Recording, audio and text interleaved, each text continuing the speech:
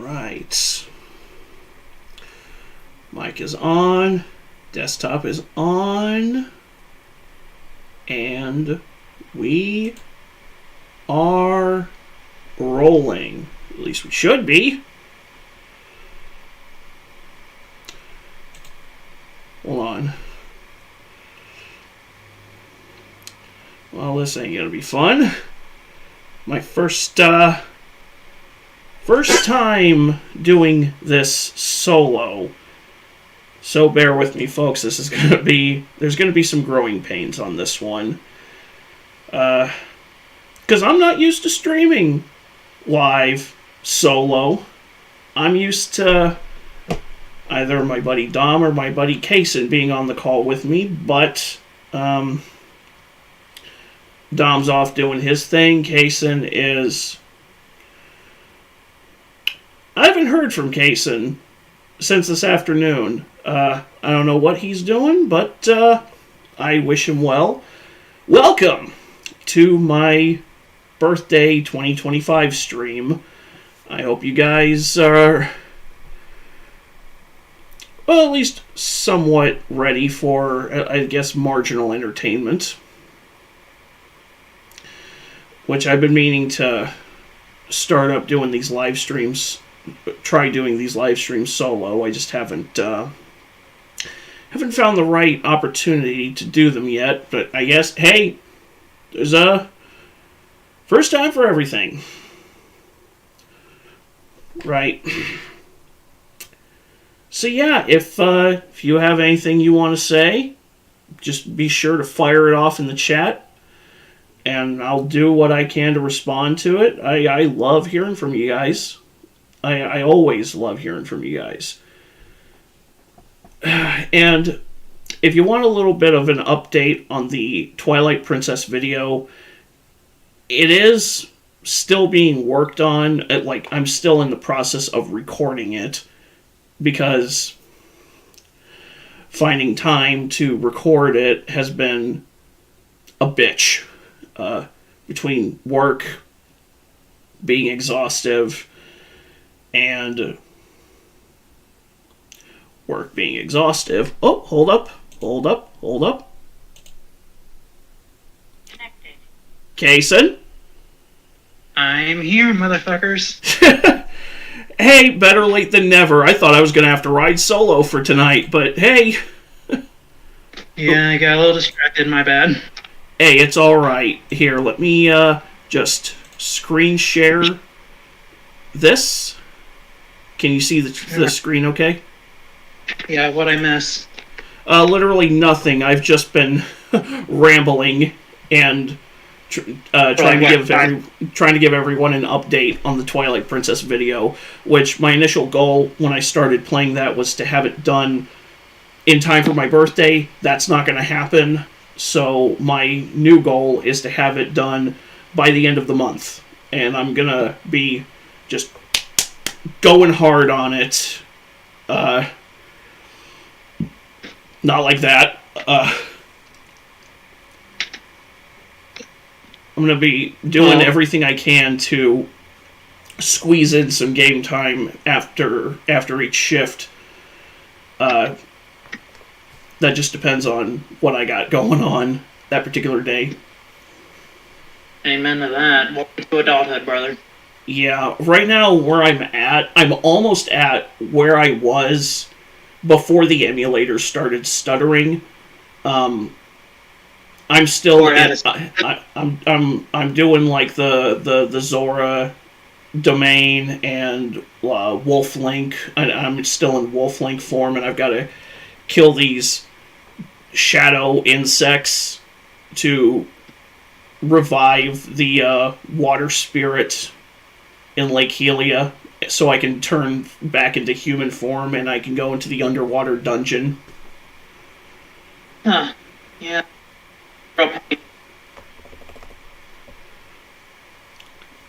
So yeah, that's kind of where I'm at right now. And I'd like to take the time to announce that hopefully over the next month or so, Give or take a month and a half, I'll finally have my PS5, and I'm probably going to be doing frequent Call of Duty streams. Hey!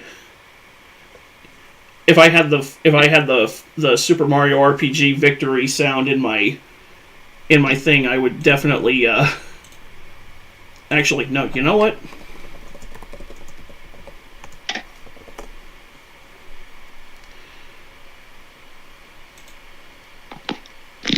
This is not going to get us a copyright strike, is it? Shouldn't. Nope.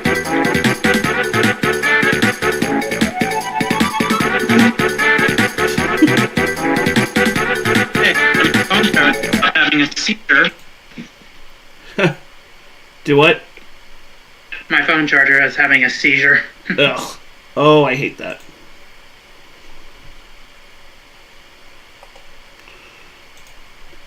Alright. So with that out of the way, shall we begin the reactions? Yes, but I just saw the one that said he won't take no for an answer. Oh yeah, that Charlie posted a new video, and we're gonna... If we get down to it, we're definitely gonna watch that one. Yeah, I got a couple hours. Alright. And I'm also thinking about doing reaction content again, just to get through some of the stuff that's on my backlog in my Watch Later folder.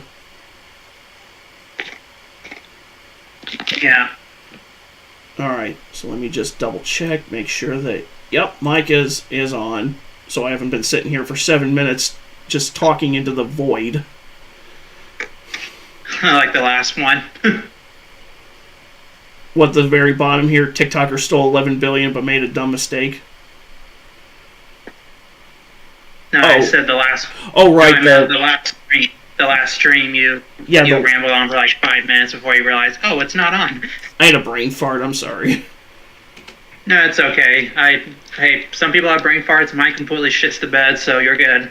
Alright, well the first video we're going to be watching is This Is Not How You Doom from Josh the Editor. Now, this is Josh's main account. His other account, which I have shown you in private, Kaysen, is Oh No Alex Streams. So Josh is an editor. For those of you not familiar with Josh, he is the editor for a YouTuber who focuses on gaming content named Oh No It's Alex.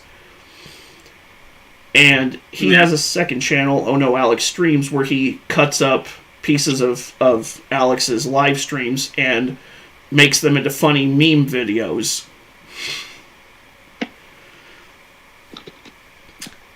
But, you sounds know how... fun. Sorry, what? I said sounds fun. But, Kaysen, you know how I recently posted that video of me roasting JTech TV's Doom gameplay? Yeah, funniest shit I've ever seen this week. Oh, you're about to laugh even harder, because Josh took some of the comments from JTech's Twitter post with that Doom gameplay and made it into a Josh video. Shit. Oh, shit. Here we go again. Insert GTA. Don't copyright strike as Rockstar. Right. Alright, I'm ready.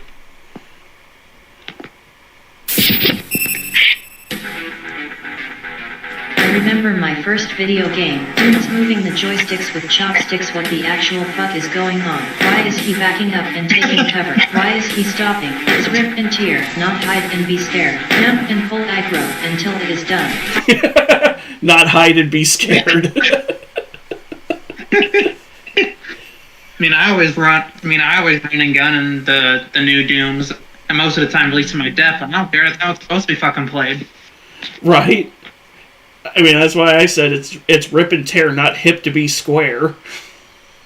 I love that. Hide and peek until it is safe. You should consider pursuing a career in video games journalism. Oh my fucking god. That's a certified broken win in itself. It's even funnier when you remember that Doom Eternal gameplay from that game journalist Dean Takahashi, where he could not figure out where to go and he was just playing like bottled farts. He was the same guy who couldn't manage to do the double jump into a dash during the tutorial stage in Cuphead. Yeah. So, I love how the next comment's from It's a Gundam. That's just rich. David plays like he has cerebral palsy. Cut him some slack. He just finished walking through Sonic the Hedgehog. The gameplay makes the extra performance obsolete. I don't know what's more embarrassing, making Doom Guy look like a bitch or bragging about running last-gen software at only 60 FPS. Bloom. That ain't Doom Slayer, that's Doom Sprayer. Big fan of how he just shot at the shield guys instead of going behind them. Elon Musk looking gameplay. Elon Musk looking gameplay. Christ on my bro. I mean, that probably is how Elon plays Doom. If we saw his what was it, Path of Exile 2 gameplay.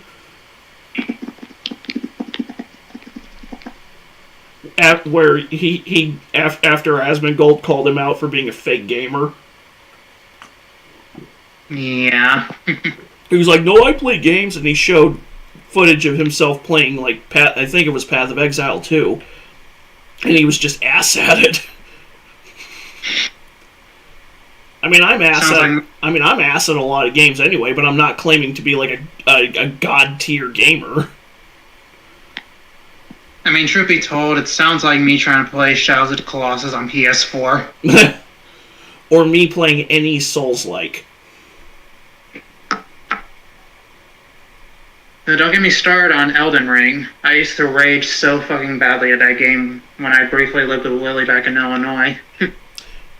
If I tried playing a Souls-like off of my Steam account, I would have I would destroy more keyboards than DSP with a Pornhub Premium account.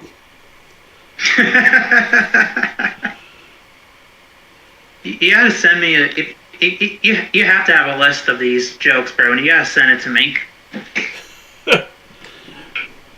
You'd have to have a list boy following you around. Bring me the... Bring me the what?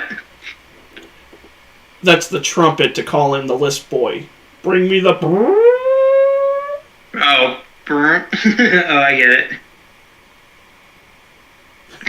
It's like Arlie Ermy when he was doing Full Metal Jacket, and he would just write excess of 15 to 30 pages of random insults, and then he and Stanley Kubrick would go through the entire list and pick the best ones, and they would shoot those for the day.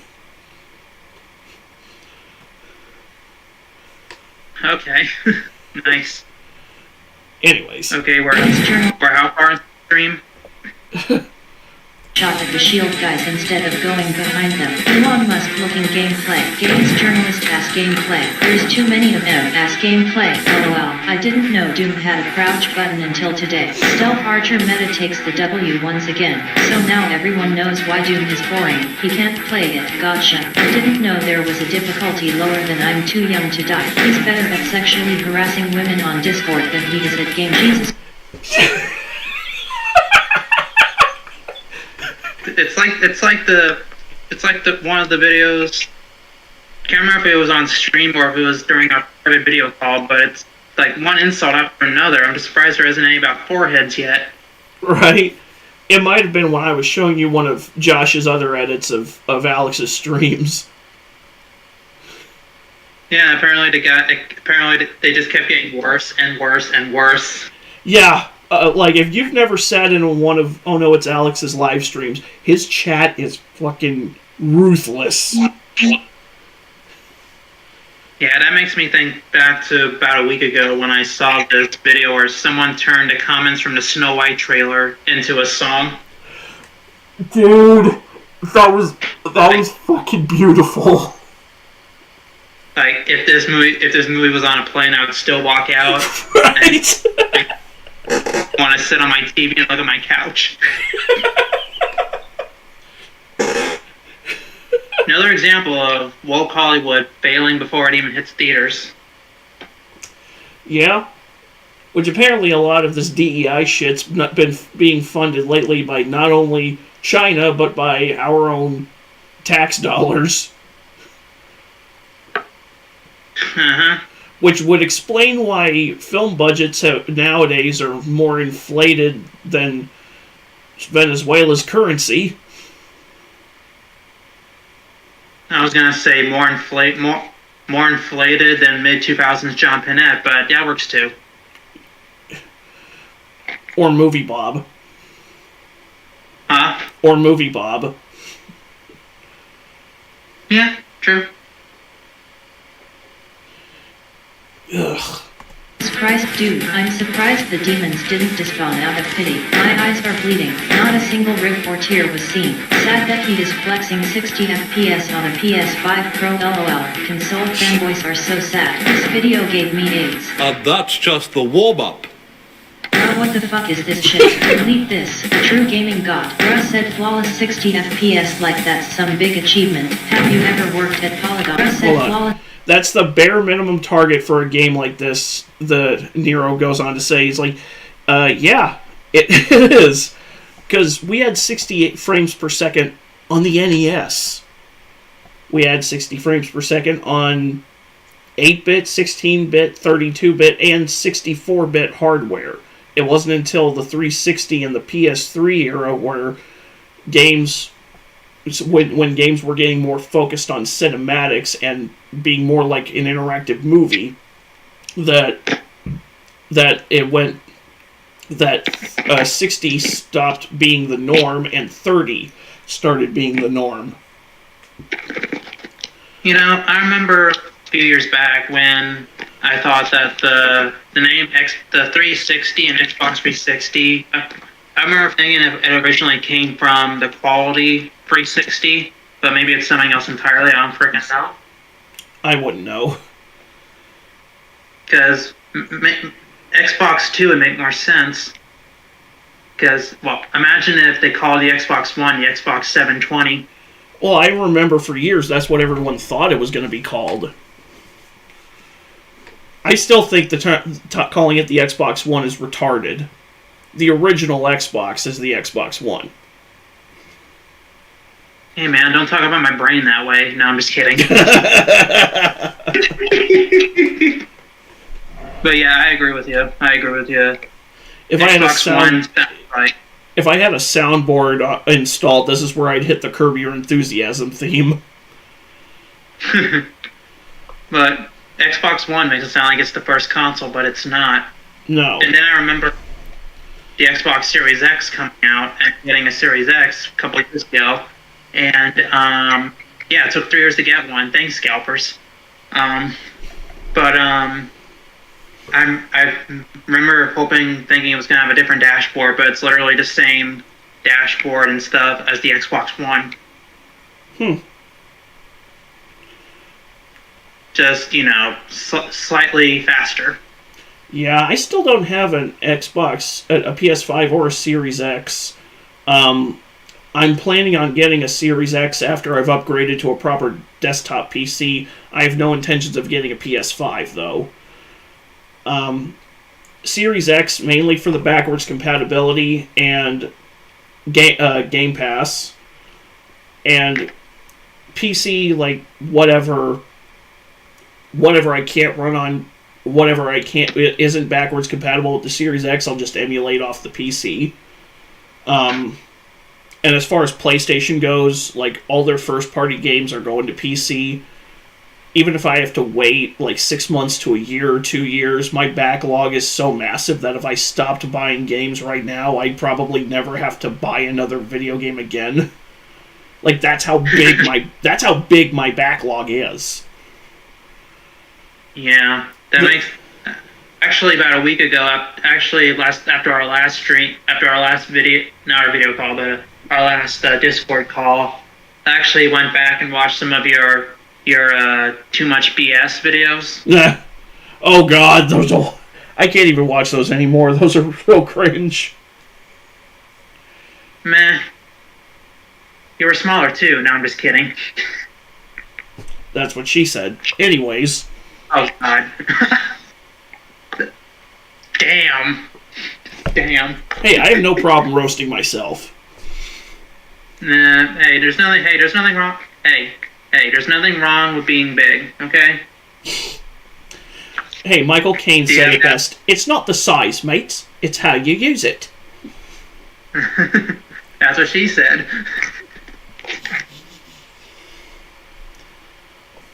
Are we doing too much that's what she said jokes? It's kind of hitting that point. Yeah, let's move on. So yeah, as far as like moving forward for my gaming setup, what I want to be is like Nintendo, Xbox, PC.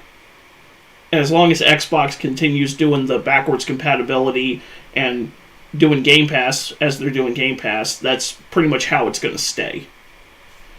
Well, I don't think the backwards compatibility thing itself is going to go away, but like 2 or 3 years ago, they announced I think they were going to stop adding games to the backwards compatibility catalog. But then, like I said before, whatever isn't backwards compatible with the Xbox, I can at least emulate on PC. Right. The only thing that pisses me off with Xbox backwards compatibility is that some games, while they're there, you have to have the actual physical copy to play them. Yeah, which I'm a big physical media guy anyway, so that's not an issue for me. Right. And what irritates me is that they finally made Lego Lord of the Rings backwards compatible. Like literally the same day they made Operation Raccoon City backwards compatible. But the difference is, I already had a digital copy of Welcome to Raccoon City. Operation Raccoon City. And I was able to download that and play it on my Xbox One, now Series X. But I tried to see if I could buy a digital copy of Lego Lord of the Rings, and it said, not available, continue shopping. Oof. And you know how hard it is to find a copy of Lego Lord of the Rings for Xbox 360? Oh, I can imagine. I still think they should have done Lego Lord of the Rings around the same time they first did Lego Harry Potter back in the early 2000s instead of waiting until the Hobbit movies came out. Yeah. Probably as hard to find a copy of that as it is to find a copy of Deadpool on the PS4. Or X-Men... Or Godzilla on PS4. Or X-Men Origins Wolverine on 360. Dude, crazy how a PG-13 movie got such a bloody fucking game. Hey, at least that was a proper Wolverine game. Yeah, considering Wolverine in the comics, well, a lot of comics, he's supposed to be very foul-mouthed and very violent. Yep. Like, imagine, the 10-year-old in me was super happy when I was watching Deadpool and Wolverine and he said, let's fucking go. And it's like, that's a Wolverine line. He's finally cursing! And Disney's gonna milk it till he's 90. Hey, knowing Disney, it wouldn't surprise me if they actually do try to do it until Hugh Jackman's 90. If he even makes it to 90. I didn't even know until 5 or 6 years ago that he was Australian. Yup. Australians don't give a fuck. Not really. Alrighty. Let's keep going. Yeah, let's go. Plus 60 FPS like that's some big achievement. Have you ever worked at Polygon before? Just curious. Somehow. JTech missed. This is how I would imagine an AI would play Doom. This is the best thing I've ever seen in my life. I can't express enough how much I love this video. You know, maybe Okay. Probably my favorite thing about this video is with each insult that pops up, you hear the sound that acts as both the handgun firing sound and the menu select sound in the original Doom. Yeah, that's probably by design. Just like Josh is using music from the OG Doom.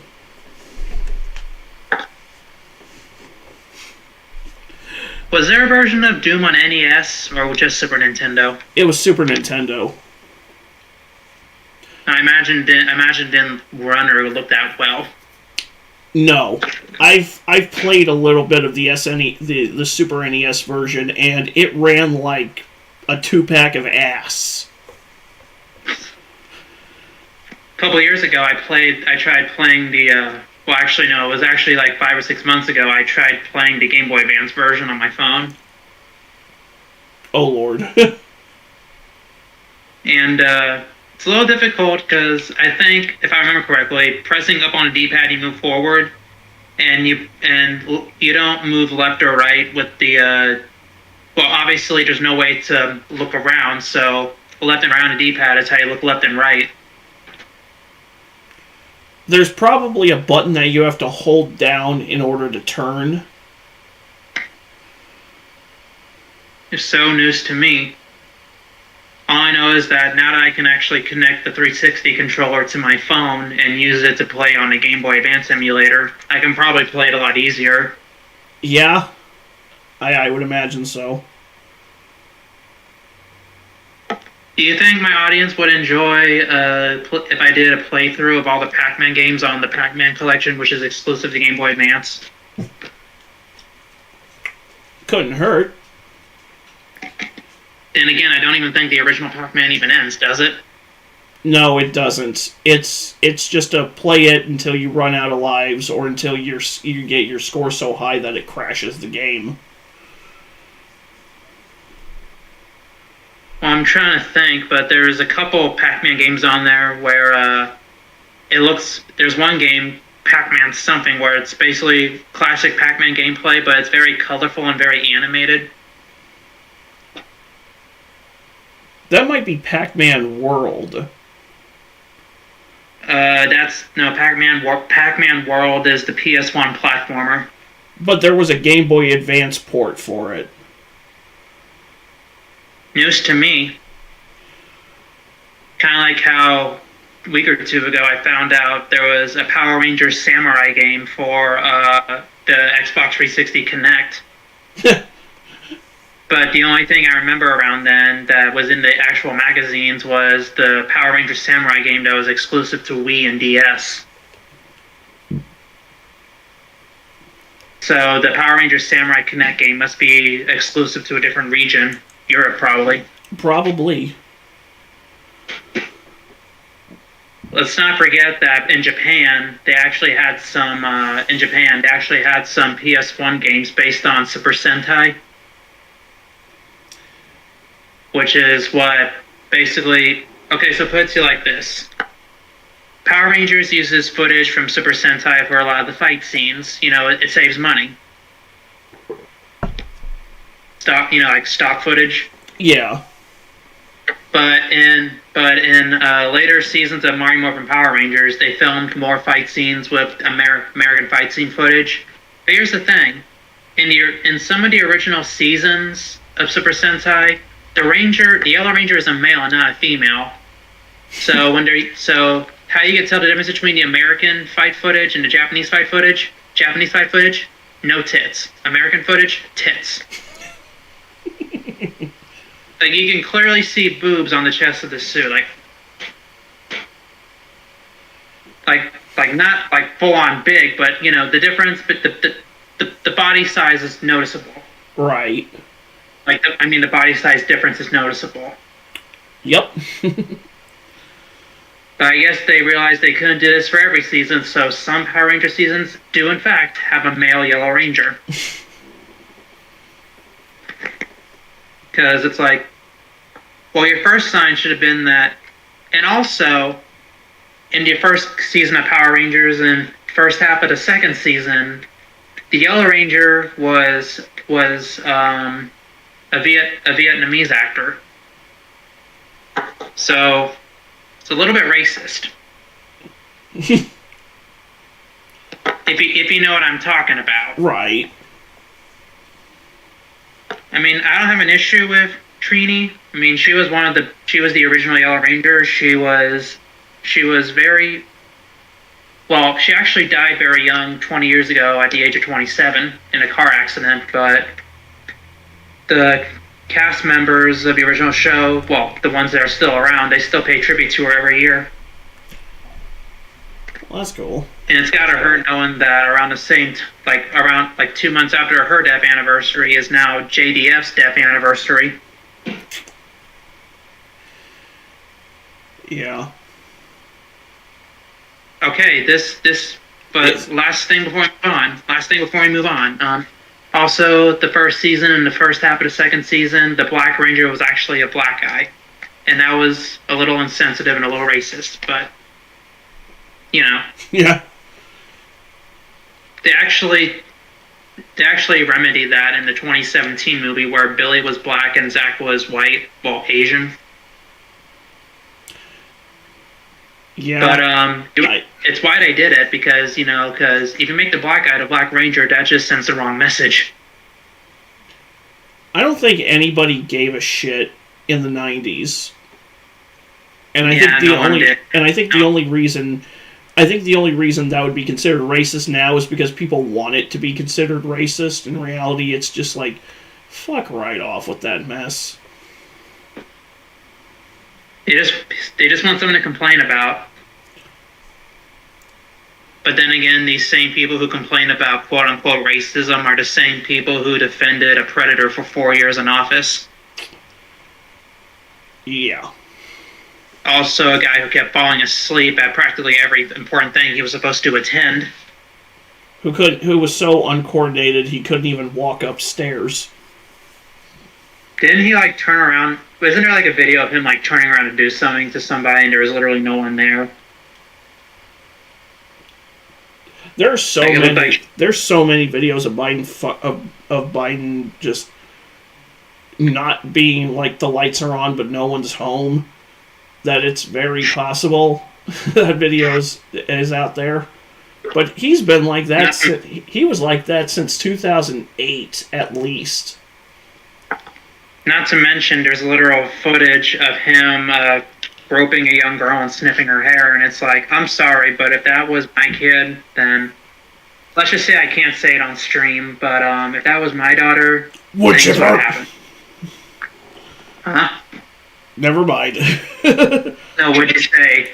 Wood chipper. What? Wood chipper. Yeah, did you see my comment on Facebook asking to borrow yours? I don't have a wood chipper, and I probably can't afford one. I'm gonna save up for one when I get back on disability. Kidding, federal government. Kidding. Huh? I said kidding, federal government. Yeah, we're kidding. Or are we? Yeah, we're kidding. It's just trolling. We do a little trolling around here sometimes. Remember that video, the two kids, Trump and Hillary, the Trump and Hillary costumes, and Trump tells the Hillary kid to shut up. And it's oh man, if they would have shown him at my door, I would have given them the entire thing of candy. Right. Sorry, you snooze, you lose. Anyways. Yeah, let's move on. I'm not so bad at Doom 2016. Posting this clip like it's impressive is wild to me, man. Game's been running at 60 FPS on all kinds of hardware for almost a decade, and you panic shot a wall. I'm so glad this got community noted him out. Wait till Pro realizes that you can play at 60 FPS on Xbox Series S. Ha ha ha ha, what the fuck is this gameplay? Gamer is literally terrible at gaming. Is this a joke? It's like watching a child who's never used a gamepad before play Doom. Also, 60 FPS on Doom 2016. I can play this at 500 plus FPS and not... What?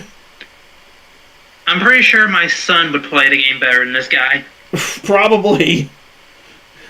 Because he plays because I've been teaching him how to play Gigabash. I've been teaching him to play a bunch of fighting games, Smash-based games. Right. I even taught him to play Multiverses, and you already know what I mean by Smash, like Smash Bros. Yeah. Yeah. Because you've seen Gigabash gameplay, haven't you? Yeah, I have. Would you say it's basically like a bird's eye view Smash Bros?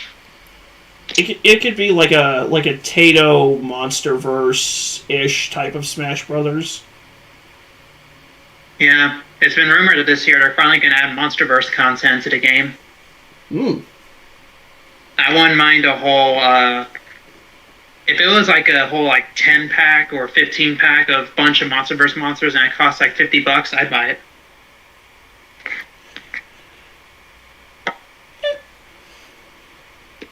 Huh? I just said, eh. I mean, you're into that stuff. I'm not that much into it, apart from the MonsterVerse movies. Yeah, and when we did our, I think we did what we did with the Resident Evil reviews. Like you did your long length review, and I did like short like footnote reviews. Yeah. But that was around the time the hacker thing was bad, and I kept having to make new YouTube accounts. So my Resident Evil reviews on multiple different accounts. Yeah. It's like, what the fuck? Google. I still think Google buying YouTube is the worst thing they ever did. It is, because ever since they did, YouTube's become more corporate. You can't say anything about getting a copyright strike or a community guideline strike. Not unless you have, like, Markiplier's level of subscriber count. Well, here's the thing. Markiplier's not a piece of shit. Yeah. But you know who is a piece of shit? Sniper Wolf, Jack Doherty, or as I like to call him, Jack Dogshitty. Didn't you have a nickname for him? Do what? Didn't you have a nickname for Jack Doherty? If I do, I don't remember. And who was the guy you mentioned after that? Mr. Beast. Mr. Beast. Don't get me started on that motherfucker. Yeah. You ever heard the YouTuber It's Blanco? No. Yeah, he's one of those no holding back YouTubers. He's the guy who did the videos where like TikTok trends that should not fucking exist. He recently did a couple videos on Jack Doherty, Mr. Beast, and also talking about Dan Schneider and Jeanette McCurdy. Ooh. You know who Jeanette McCurdy is? Yeah. She, let's just say that she never really wanted to be an actress, but her mom forced her, and that's why her book is called I'm Glad My Mom Died. Yeah. And, you know, it's a very dark title, but then you realize the hell that her mom put her through. And I'm not saying I want my mom to die, but I can kind of relate to her, you know? Oof. Like, I would never say that about my mom, but, you know, my mother's put me through hell, too. So you can't really blame her. I can't really blame her, but I would never go that far, if that makes sense. Yeah, it does. Absolutely. It's Blanco also did a video on Ellen. Oh, God. You know, the person who claims to be nice and preaches being nice, but is an actual fucking monster. Yeah. I think Ellen's scumbaggery is pretty well documented by now. Yeah. She almost got a waitress fired because when she got served, she complained to the manager about the waitress's chipped nail polish. Not that it was on her plate, but because it was just on her finger, period. Not to mention, one employee held the door open for Ellen and was fired 30 minutes later for quote-unquote harassing her. If I was that restaurant manager, I would have laughed in her fucking face. Not to mention, Ellen fled out. Is it just me, or is it too much of a coincidence that around the time Diddy was getting caught, that Ellen moved across the pond? Yeah, the timing on that was very convenient. And if you're a Diddy fan watching this, get the fuck out. Exactly. Yeah. Like, I just think back to a thing my Lily sent me where it's a Photoshop of Diddy in an episode of SVU, and it's Detective Stabler going, "So, Diddy, you've diddled your last diddle."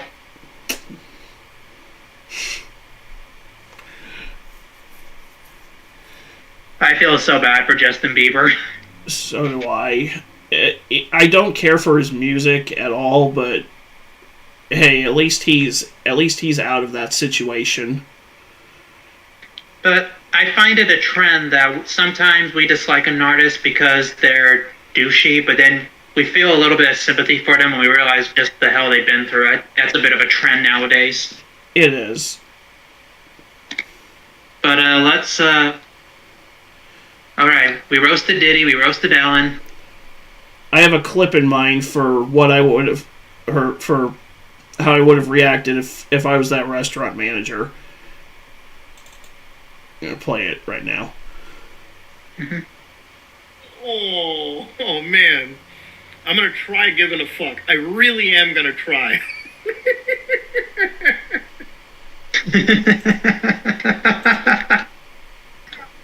Christ, that's perfect. You could also play that Keith Carradine clip to describe Ellen. Yeah, but it's, you know what? Maybe I can without risking, because it's chopped up. Should be okay. The game's always between you and getting called a cunt. That drop dye of yours looks like the hood on a cunt to me, Jack. When you talk, your mouth looks like a cunt movie. I ain't gonna get no gunfight with you, Hickok. But you will run your cunt mouth at me.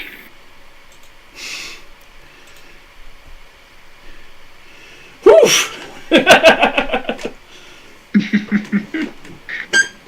Oh, God. And gotta love it when Talk to People play victim. Agreed. All right. My mom. Just for context, I said my mom. I know. I heard you. Alrighty. Okay. Not break a sweat. Let's Man go. out here boasting about the middest shit. Pizza time stops. Never thought I'd see the day when someone plays Doom like a cover shooter. This one should have stayed. What? Pizza time stops. I was just laughing at that.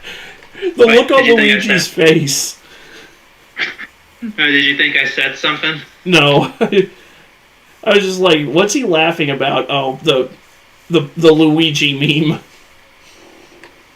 Pizza time stopped. You do not interrupt Luigi's pizza time. You will probably die. Never thought I'd see the day when someone plays Doom like a cover. Christ, that was good. Literally ask my wife, if you interrupt my pizza time, you'll probably die. This shit. Fair Pizza enough. time stops. Never thought I'd see the day when someone plays Doom like a cover shooter. This one should have stayed in the drafts or some shit. No way you know this Dean Takahashi-ass gameplay was the moves. Rip and tear you. Oh my god. Console players will never recover after this. I know in real life this guy was bobbing and weaving. Keep in mind he posted this. This was his best gameplay footage. It's like there's a different person controlling each stick. And that's still just the warm-up. Oh God, There's Josh. no way he can soul wars and That's play still. games It looks this like he's fast. trying to play with a PS1 or PS2 controller. Right? The warm-up. There is no way he can soul wars and plays games this bad. I brought a PS5 Pro just to show the world how bad he is at a game on easy mode. Might be the worst Doom video of all time. From rip and tear to flinch and stare. Rip in, take a breath, get behind cover, give yourself a moment, peek out, tear just a little bit, back to cover. Deloitte LOL I never seen that nor seen it used. This is not how you play Doom. I am at a loss for words. Just give up, J Gaming is clearly not your thing. I hope he played Concord better than this. Jesus. Damn it, Josh! Oh god, how many minutes are we in here? Because I gotta keep track. About 3 minutes and 38 seconds. Damn, Josh! I meant the stream. Oh, the stream. We're almost 45 minutes in. Josh! Okay. Didn't Concord get like pulled from the store or something? Like not even 8 days after launch, it was like, yeah, we're we're canceling this game, and then they just, like, less than 2 weeks after launch, it just straight up got delisted from Steam and from the PlayStation Store.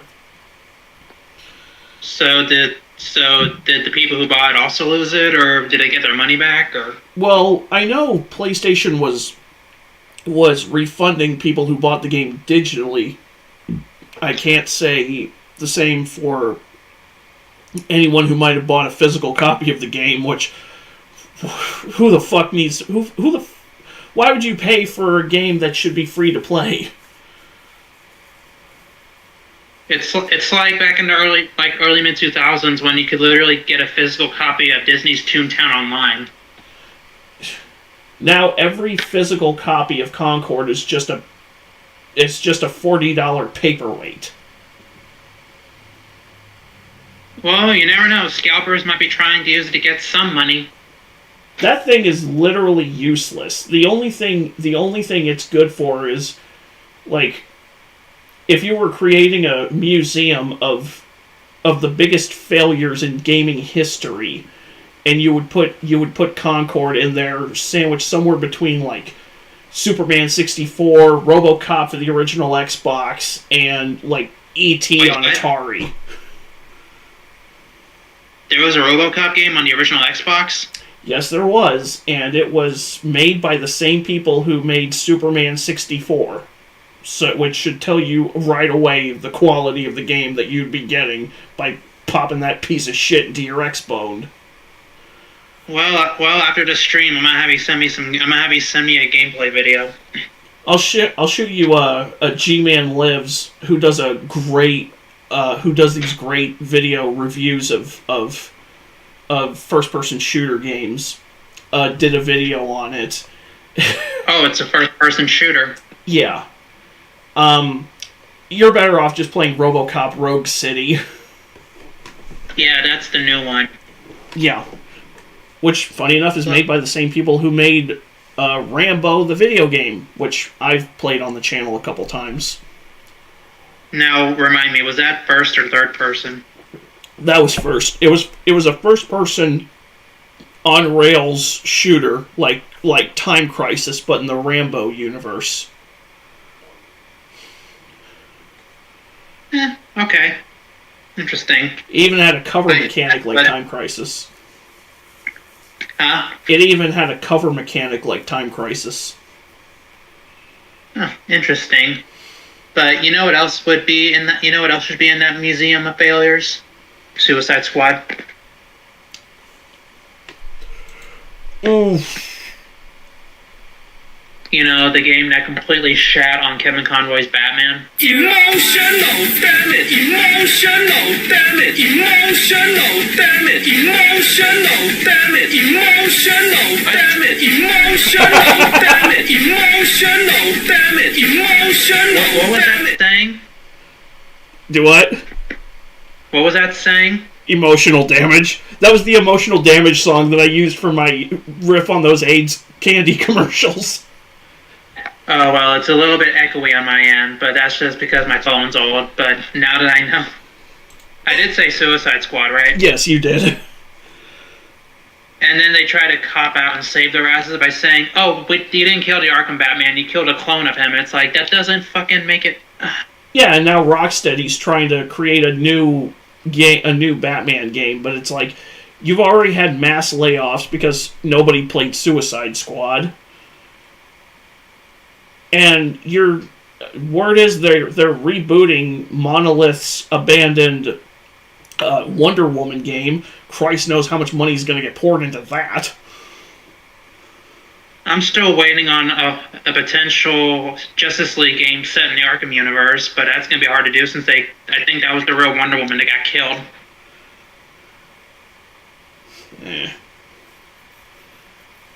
Was it? Wait, was it? I wouldn't know. I didn't play Suicide Squad. I wouldn't even buy it on sale.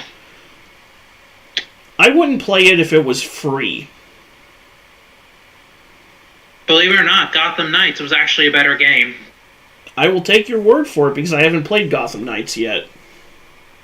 Might not be set in the Arkhamverse, which is ironic considering it's developed by the same studio that developed Arkham Origins. Yeah. Now that one I have played, and I do like. I really like Arkham Origins. If Rocksteady is gonna try and do more Batman Arkham games, like somehow, at the very least, they can give Roger Craig Smith some more work. Well, he did voice Batman in that Arkham VR game that came out recently. I'm probably not gonna play it unless they port it to PSVR. Right. Which it will probably work on PSVR.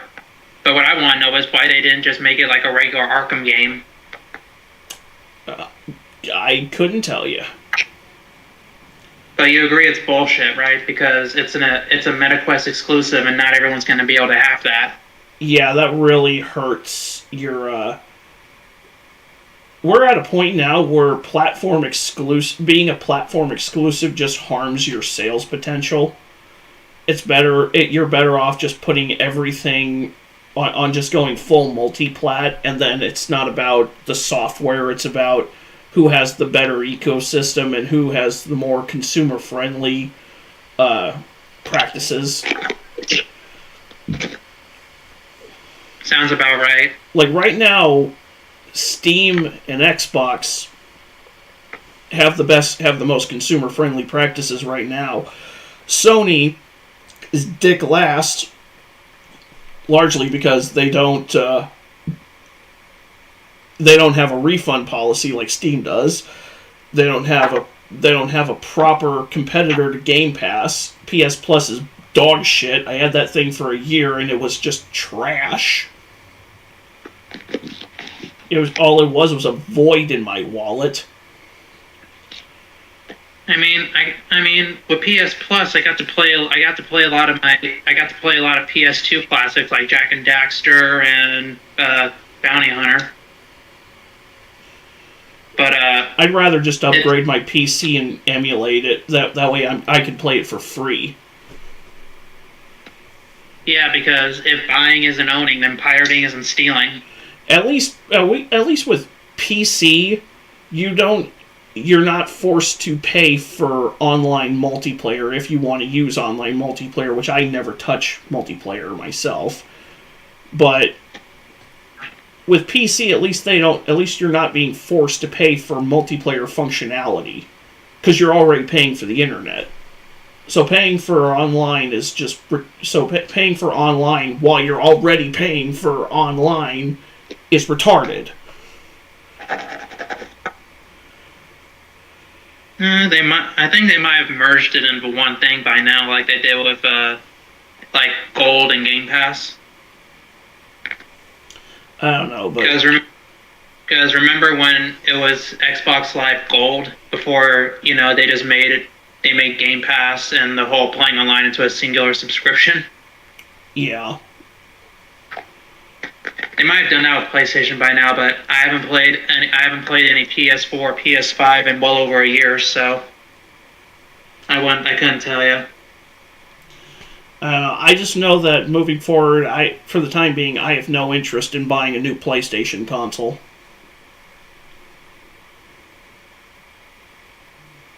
I'd rather have PlayStation because I'm not really sure. I'm not really sure I'm liking what Microsoft is doing to Call of Duty.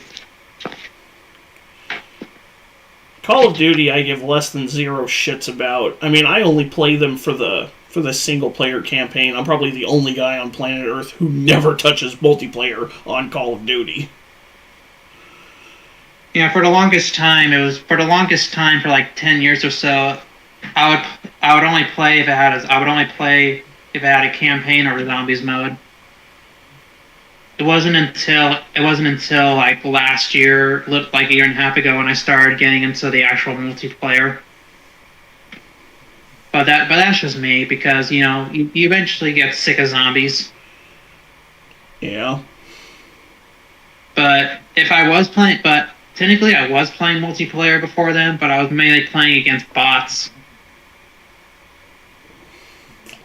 Because back then, I know people say the hacking in Call of Duty is bad now, but it was especially bad back during the 2008 to 2013 because, well, I can't tell you how many times I was trying to join a public World at War Zombies match, and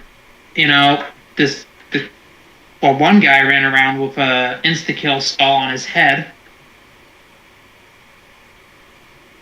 and it was round 12, and he was insta-killing them, and none of us had insta-kill, so that should tell you all you need to know. Right. To explain to those that don't know, in Call of Duty Zombies, there are power-ups. There's max ammo, which refills your ammo, double points, which is self-explanatory, Carpenter, which rebuilds all the barriers, insta-kill, which makes you one-hit kill for 30 seconds, double points is also 30 seconds. There's Kaboom, there's a nuke, which basically takes out all zombies on the map at once. And then later on, in later games, there was max armor, bonus points, which gives you 500 points. But if y'all want to hear about that, put in enough requests for a Call of Duty Zombies analysis video, because I'm not doing that shit here. There isn't enough time in the day. Nope. Gonna have to wait till I get a new phone when I have more space and better editing, and hopefully with the next phone I get better editing software. Alright, let's finish this motherfucker off. Now I'm no Doom player, but the videos I've seen were more run and gun than whatever this shit is. He's playing Doom like it's Half-Life. Bro's playing Doom like Halo. Bro's playing Doom like Resident Evil 7. Bro's playing Doom like Gears of War. Wait, what? Resident Evil 7? Doom like Resident Evil. Bro's playing Doom like it's RE7. Well, you see, Resident Evil is meant to be slow-paced. Dude, my RE7 gameplay, when I played RE7 for the first time, was more aggressive than this. I'm still traumatized by the beehive vagina lady. Oh my god. Like, when I get a PS5 and a PS5 version of Resident Evil 7, I plan on doing a redo of the playthrough. Because I did on PS4, but I plan on doing it again on PS5, because it'll be better quality. Yeah. But I'm not looking forward to seeing the beehive vagina in 60 frames per second. It makes me wish I actually built the flamethrower. Oh, I did build the flamethrower. Didn't you play the DLC too? Just the Not a Hero and End of Zoe DLC. Oh yeah, that's the one where you play as Jack, right? Jack's or brother. Whatever. Jack's brother. I forget his name. Maybe I think it's Joe. Joe. Okay. It's been a while, so. And Lily, I recently got the whole gold edition for Christmas on Xbox Series X. Ooh. And I have access to that DLC now. And Lily asked me, "Why are you punching that gator?" Yeah. Well, because for one, I don't have a spear, and two, it's funny. Then you get those bionic gloves, and it really fucks them up. Oh God, yeah. Though, from what I've seen, the boss fight with Jack goes on for quite a while, even with those bionic gloves. It can. But it not really, like, if you, because you're supposed to hold down the fire button to charge up your to charge those gloves up before you unleash deadly right hook on him. Yeah, I think it makes the molded heads explode. It does. It does. It's like the Chris punch and Not a Hero. Yeah. But I still firmly stand by my belief that wasn't Chris and it was an imposter. It's Chris. Sure as hell doesn't explain his RE6 like RE6 design in Resident Evil 8. in the reason he looks like that in RE7 is because Capcom tried to make him look more like the voice actor they'd hired for him. And so many people cried and shit their pants about how he looked in RE7 that Capcom modified him in RE8 to look closer to his RE6 design. If you ask me, he looked like Lucas if Lucas wasn't inbred. But that was officially Chris Redfield at the end of RE7. Okay. In the words of that one guy from Celebrity Deathmatch, I'll allow it. Anyways, but did you hear what I said, that he looks like Lucas if Lucas wasn't a inbred hillbilly? Yeah, I heard you.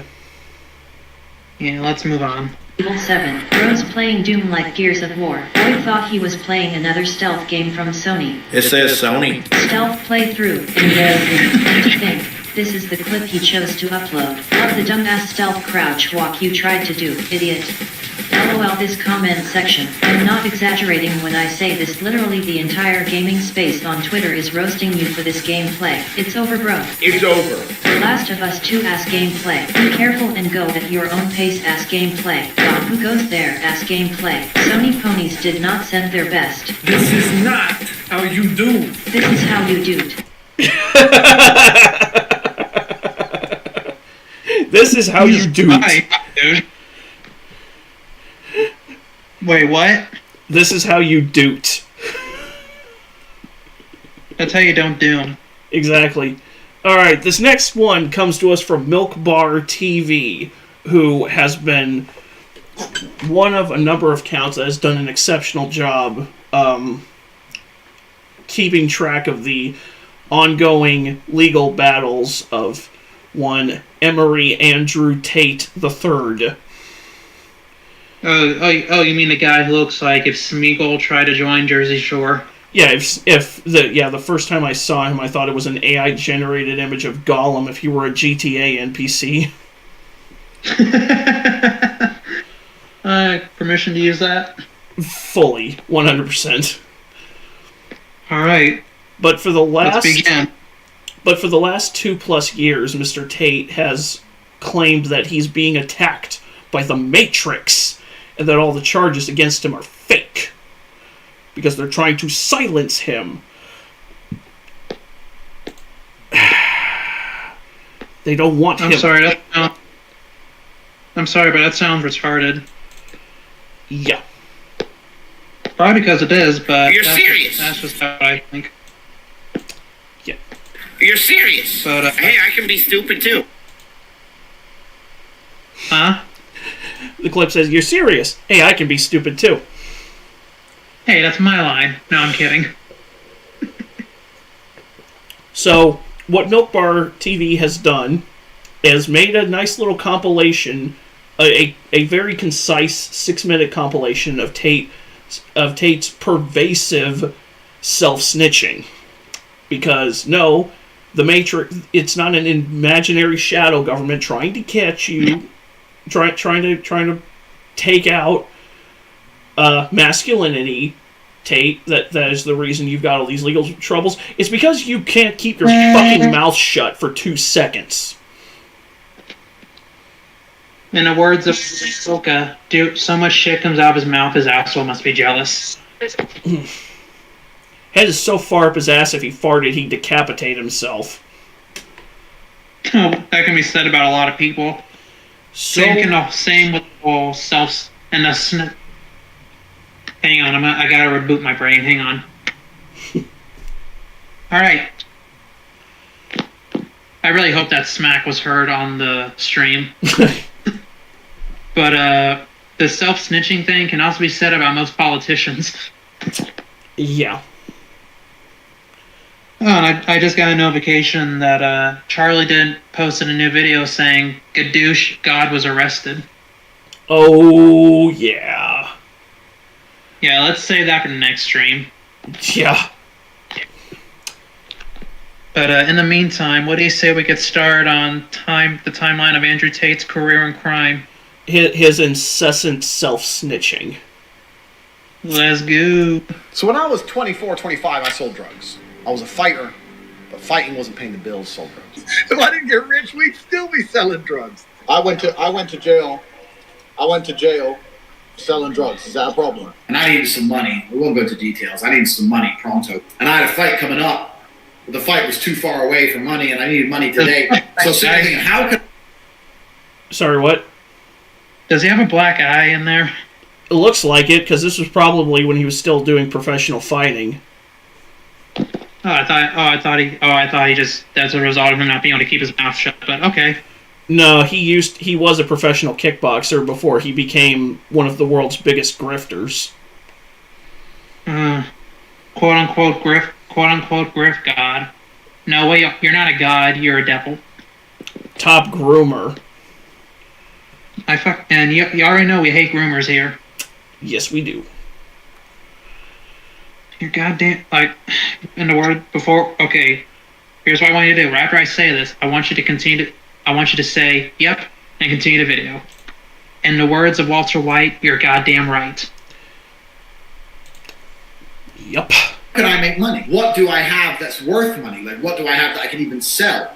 And I was sitting there, and the only thing I had was all these girlfriends. Decided I want to start a webcam business. Vivian's beautiful. I said, look, stop being a waitress. Come here, live with me. So Vivian's been with me 6 years. Vivian's like 21. I just ended up in the pimp game. That's bad. Vivian's been with me for Vivian's 21. She's been with me for 6 years. You literally do it to yourself. That's a literal fucking crime. You literally do it to yourself. And that's what really hurts. You do it to yourself! Exposed. So fucking retarded. Exposed. Can we just get a news crew on this guy's neck, Ponzo?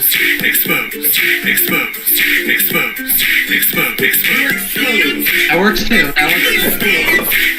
You were exposed. It's like the dude's not even trying to freaking hide it. Sorry, what? It's like the dude's not even trying to hide being a predator. Have you ever watched him actually try to read? The guy is functionally retarded.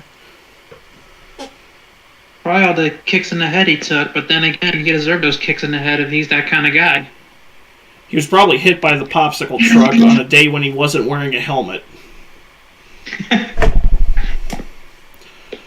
Yeah, insert that one video I posted a few weeks back. I'm a retard. I can't tie my shoes. I rely on you to keep me alive. Oh. Dude's more retarded than...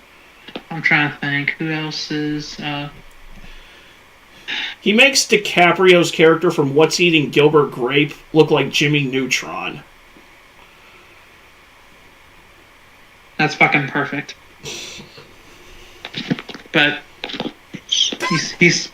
but seriously, the topic at hand. The guy said, Vivian is 21. She's been with me for 6 years. 21 minus 6 equals 15. You've been grooming her since she was 15 years old. Like, what the fuck is wrong with you, Andrew? Break out the wood chipper. Dude, that makes me think back to 20. Okay, so there was this girl I knew in high school. She was dating. Well, I knew her in middle school, and when she was in middle school, she was dating this 22, 23-year-old man. And the relationship continued well into after she turned 18. Ugh. That's I'm sorry, but she kind of put herself in that position. I'm sorry. Yeah. Doesn't make it right. Oh no, absolutely not. But she kind of put herself there. Yeah. Then again, last I heard, she's now with somebody who's actually in her age group. And the other guy, he's since then disappeared off social media. I don't know what the hell is going on with him now, but I could care less since he's a fucking creepy ass motherfucker. Yeah, gee, I wonder why he disappeared. Well, sex offenders aren't allowed to have social media, I think. That's true. Now, whether it's permanent or if it's a temporary thing, I have no idea. But if you ask me, they shouldn't have it, period. Yeah. It's like that one video I showed you on Facebook where there was this family that lived across the street from a sex offender, and the guy decided he was going to try and talk to the guy's daughters when they walked by, so the dad went across the street and started smashing the fuck out of them. Based. Hey, I don't care who you are. That was a good ass father doing what a dad should do. Exactly. But you see, if it was me, let's just say the guy would be in the obituary. Fair enough. Because I would not have been able to actually. But you gotta give it to you gotta respect the guy for having a little bit of restraint. Because if he would have killed the guy, he probably would have gone to prison for life and not be able to be there to provide for his family. Yeah. But I don't have that level of self-control, especially if it comes to my own kids. Like, if you screw with my kid, I can't promise you're going to walk away alive. That makes sense. Right. And you know me, I'm a small guy, but I can fight. Yeah. You might not have seen it, but remember the last time I saw you? You saw how fast I ran across the parking lot to get to you? Like, you were about to leave, and I forgot to tell you something, so I stopped you, and that's when we ended up taking that picture. I mean, that was a while ago, but yeah, I think I vaguely remember it. Yeah, I was super fucking quick. I got the speed advantage, and I also hit hard. But anyway, it worked. I really want to be able to get to especially the next video, because the title alone, we're gonna have some fun with that one. Also, I really want to get to the one where he won't take no for an answer. Because that incident in that video happened a while back, and I saw a video by YouTuber Xenoshot. You know, kind of sounds like Charlie. Right. Yeah, but to see the actual Charlie covering it, I'm excited. Nice. Alright, let's go. Game, and I built this webcam business. I don't know if I've told the story before. It's because some bitch called the police on me. Have I ever told this story? It wasn't until I went to the police that the emotions started coming back up again. I was sleeping in bed, 5 o'clock in the morning. My door gets kicked in, and the police raid my apartment and arrest me for assault. Am I a bad person? Because the more you didn't like it, the more I enjoyed it. I loved how much you hated it. Turned me on. What? This is probably... What? I'm just gonna do a John impression real quick. What? What the fuck? Yeah. Hey, that's a valid reaction. He literally said the more you hated it, the more I enjoyed it. It's like, what sick, twisted fucking nasty ass shit is that? All the sick, twisted, nasty shit. All of it. Dude, I don't know who's more slimy, this guy or frickin' what's his name? The main antagonist in Jak 3, Viger. Like, let's just say there's a reason I call him Needle Nose. But let's not forget, in every character in the Jak and Daxter games have freakishly long elf ears. But maybe they are supposed to be elves. I don't know. But Viger has, I think he's actually Count Viger, which makes sense because Count Orlok and Nosferatu had a pointy nose because he's a fucking vampire. Yeah. By the way, I don't know if I said this yet, but if you're gonna watch the new Nosferatu, oh man, it feels more like a porn parody of the original. Noted. With how much sex is in it. Noted. But How far along are we in the stream now? An hour and 15 minutes. Let's go. 14% of the reason I moved to Romania, because in Eastern Europe, none of this garbage flies. They go, oh, well, you're a rapist. I say, no, I'm not a fucking rapist. But I like the idea of being able to just say, to do what I want. I like being free. You moved to Romania because you heard it was a notoriously corrupt country, and you thought you could exploit that corruption and that lack of prosecutorial action for your own benefit. You thought you could operate there with impunity for decades, which is why you couldn't keep your fucking mouth shut about anything you were doing. That's why you moved to Romania, you sick bastard. Isn't he in Romanian prison as we speak? No, he is currently under. He's currently under what's called judicial control, which is basically being out on bond. But he and his brother, his brother Tristan, literally cannot leave the country. They have to make routine check-ins at their local police station. Yeah. Last I heard, Tristan is one of those types where if he gets a tweet calling him out, he'll just block the person. Oh yeah, he is so like. You get a block, everyone gets a block. I mean, I don't ever delete negative comments, and neither do you. Mainly because it's nice to see other people looking stupid. Yeah. But Tristan, I'm sorry, but him and his fuckhead brother, they're right up there with the Weinstein brothers. It also doesn't help matters that Andrew has, on his own Twitter, sung the praises of Jeffrey Epstein. You mean the man who didn't kill himself? The very same.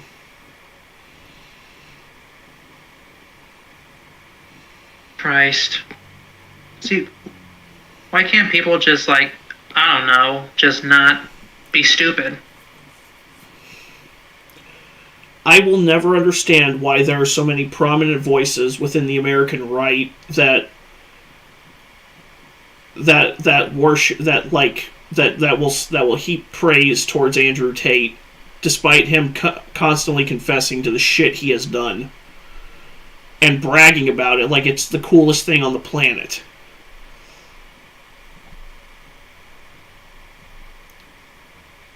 The right, I think it's because the right will latch on to literally. The right is so, and I say this as a libertarian. I am not a leftist. Don't get it twisted. I am a Goldwater. I am a Goldwater. You could call me a Goldwater Republican. I consider myself a Ron Paul libertarian. The right is so desperate to have a leg up in the culture war that they will latch on to anybody who has a fraction of charisma just because that person makes the libs cranky. And that is a mentality that you absolutely cannot have, because depending on who you throw your support behind, you're going to end up with shit on your face. Not egg, shit. Sounds about right. Andrew Tate is a walking IQ test, and more than a few so-called conservatives are coming back as full retard for supporting him.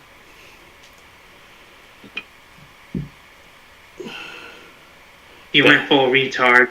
Never go full retard. Benny Johnson, Tucker Carlson, Candace Owens, Nigel Farage, Russell Brand, Piers Morgan, Elon Musk. Yeah, sounds about right. But didn't Candace Owens defend a convicted? Didn't Candace Owens defend a convicted molester or something? In her attempt to expose one of Tate's accusers, she ended up defending a guy who was an associate of Tate's, or I think he was an associate of Tate's. I'm actually kind of blanking on that. Who was, in fact, a convicted child molester. who is currently serving life in Rikers. Wait, is he still alive? Yes. Okay, but don't the other prisoners normally shank the guys who do that? So what happens with child predators is they'll typically be put into, like, I forget what it's called, but it's basically protective custody. You're in protected status where you cannot interact with general population. But that doesn't matter because general population will still find ways to fuck with you because those people make your food, and they will. There have been documented cases of, like, the cooks in Gen Pop putting, like, all kinds of nastiness in sex offenders' food. Even shit? Especially shit. So I'd rather the predators just die. So yeah, if they can't get to you, they will still go out of their way to make your life a living hell if you're a child predator.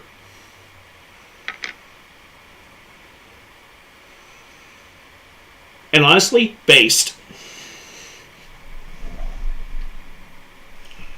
Sounds about right. Very base. Anyways. Fucking butch. Let's go.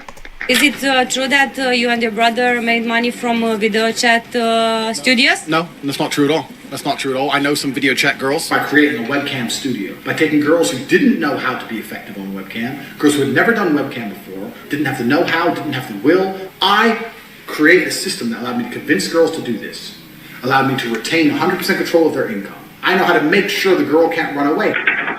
That's right, lock the door, you knew I was going to beat the out of you. If you behaved, I wouldn't have to hit you, would I? Because that's what I did. That was my MO, was find girls, make them love me, and make them work for me. And that's how I got rich. Tell me the truth. So I heard that you were arrested. Did you do something with drugs? People were dead, you were arrested? I don't know what you're talking about. Are you sure about that? Yeah. This is your picture? This is your mugshot? It's old news. I don't think this is... Not old news. It's not old news. So you're a criminal? How do you get your money? So I got 20 more girls online. We scaled that back up to $300,000 or $400,000 a month. So I got back into the game hard. But now we're coming towards the end of Corona. I'm gonna keep like 5 or 6 of my main girls. What the hell? He has, again, he has been bragging about this. That video that you saw earlier where he had like a little bit of hair up top and he was talking about what he would do to wrangle the girls up. That is from a subscription-based video class that he would teach on how to recruit women into his little webcam business, which was basically a catfishing scheme. Sounds like sex trafficking. That's because it is. It literally is.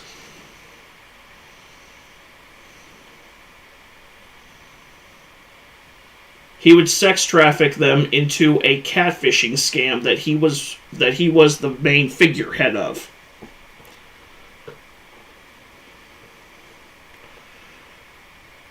I was wrong. Dude is more slimy than Weinstein. Yeah. Which, I mean, that doesn't minimize what Weinstein did, but... Oh, no. No. But it does... Weinstein's nose is so big he has to fucking stick it everywhere he goes when he was a producer. Yeah, did you know that Wes Craven had a character in Scream 3 which was directly based off of Weinstein's behavior, and Weinstein couldn't do anything because Weinstein mainly targeted those who hadn't made it big in Hollywood yet, and Craven had made it big in Hollywood at that point. So he directly accused Weinstein with that character. That doesn't even surprise me. Wes Craven was I didn't know about that, so I watched a horror history video on it, but I don't know whether it was intentional or not. It's still pretty fucking legendary that he did that. And you want to know why Weinstein didn't tell him to edit it out? Because it would have made him look guilty. Exactly. So that's probably definitely was on purpose then. Oh, I don't doubt it. But Wes Craven's been gone for about 10 years now. Rest in peace. But the Radio Silence have done somewhat well with the Scream movies since then.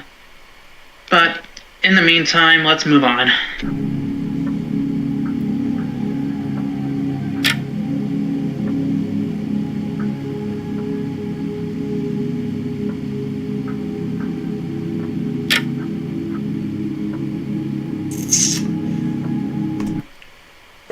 One of his affiliates, one of his associates, was an ex-cop. One of the police at the station was a former colleague of the Tate brothers' accomplice, Lana Radu herself, a former police officer.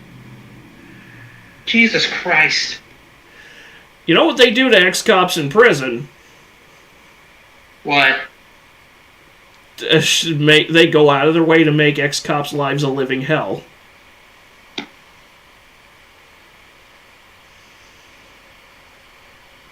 Wouldn't surprise me. Police report was buried and never investigated. Jesus Christ. 4 police officers were sanctioned. So the first thing is I own some casinos in Romania. 3 brothers, mafia guys, they own 400 casinos throughout Eastern Europe. I came up to him and said, look, I want to do a franchise with you. The Tates make money from at least 4 casinos in Bucharest. They are called Las Vegas. The documents we obtained are joint venture contracts between one of Tate Brothers' companies, Talisman Enterprises, and a company called DMS Bet Live. The name apparently stands for the owners, the Dorov Tate brothers, Mahisha and Soren. They split the profits 50-50. Yeah, but if we gamble, because we own half these places, we can transfer money. Police raided what prosecutors say is an organized crime group behind the Las Vegas casinos. They raided over 120 people and companies involved in a case of organized crime. Yeah, neither do I. Casinos are just the adult versions of those claw machines we used to play with as kids. I'm still pissed off that 20 years later, I never got that stuffed Reptar at CC's Pizza. You know, Reptar, the thing from Rugrats? Yeah, I know. I think it's pretty obvious why I wanted it. Because Reptar is a parody of Godzilla. Yeah. Following the checks carried out, it was found that the brothers Tate Emery Andrew and Tate Tristan are also involved in the Las Vegas gambling halls through the company on who own it, which on the occasion of private events within the gaming halls, in order to gain customer loyalty, offered sexual services for a fee through to some women presented as dancers, obtaining patrimonial benefits in this sense. In other words, the casinos were a front for prostitution.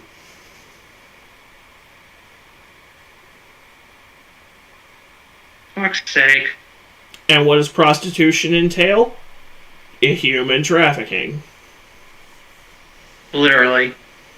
The 2 Dorov Tate brothers were charged with being part of an organized crime group in November 2022.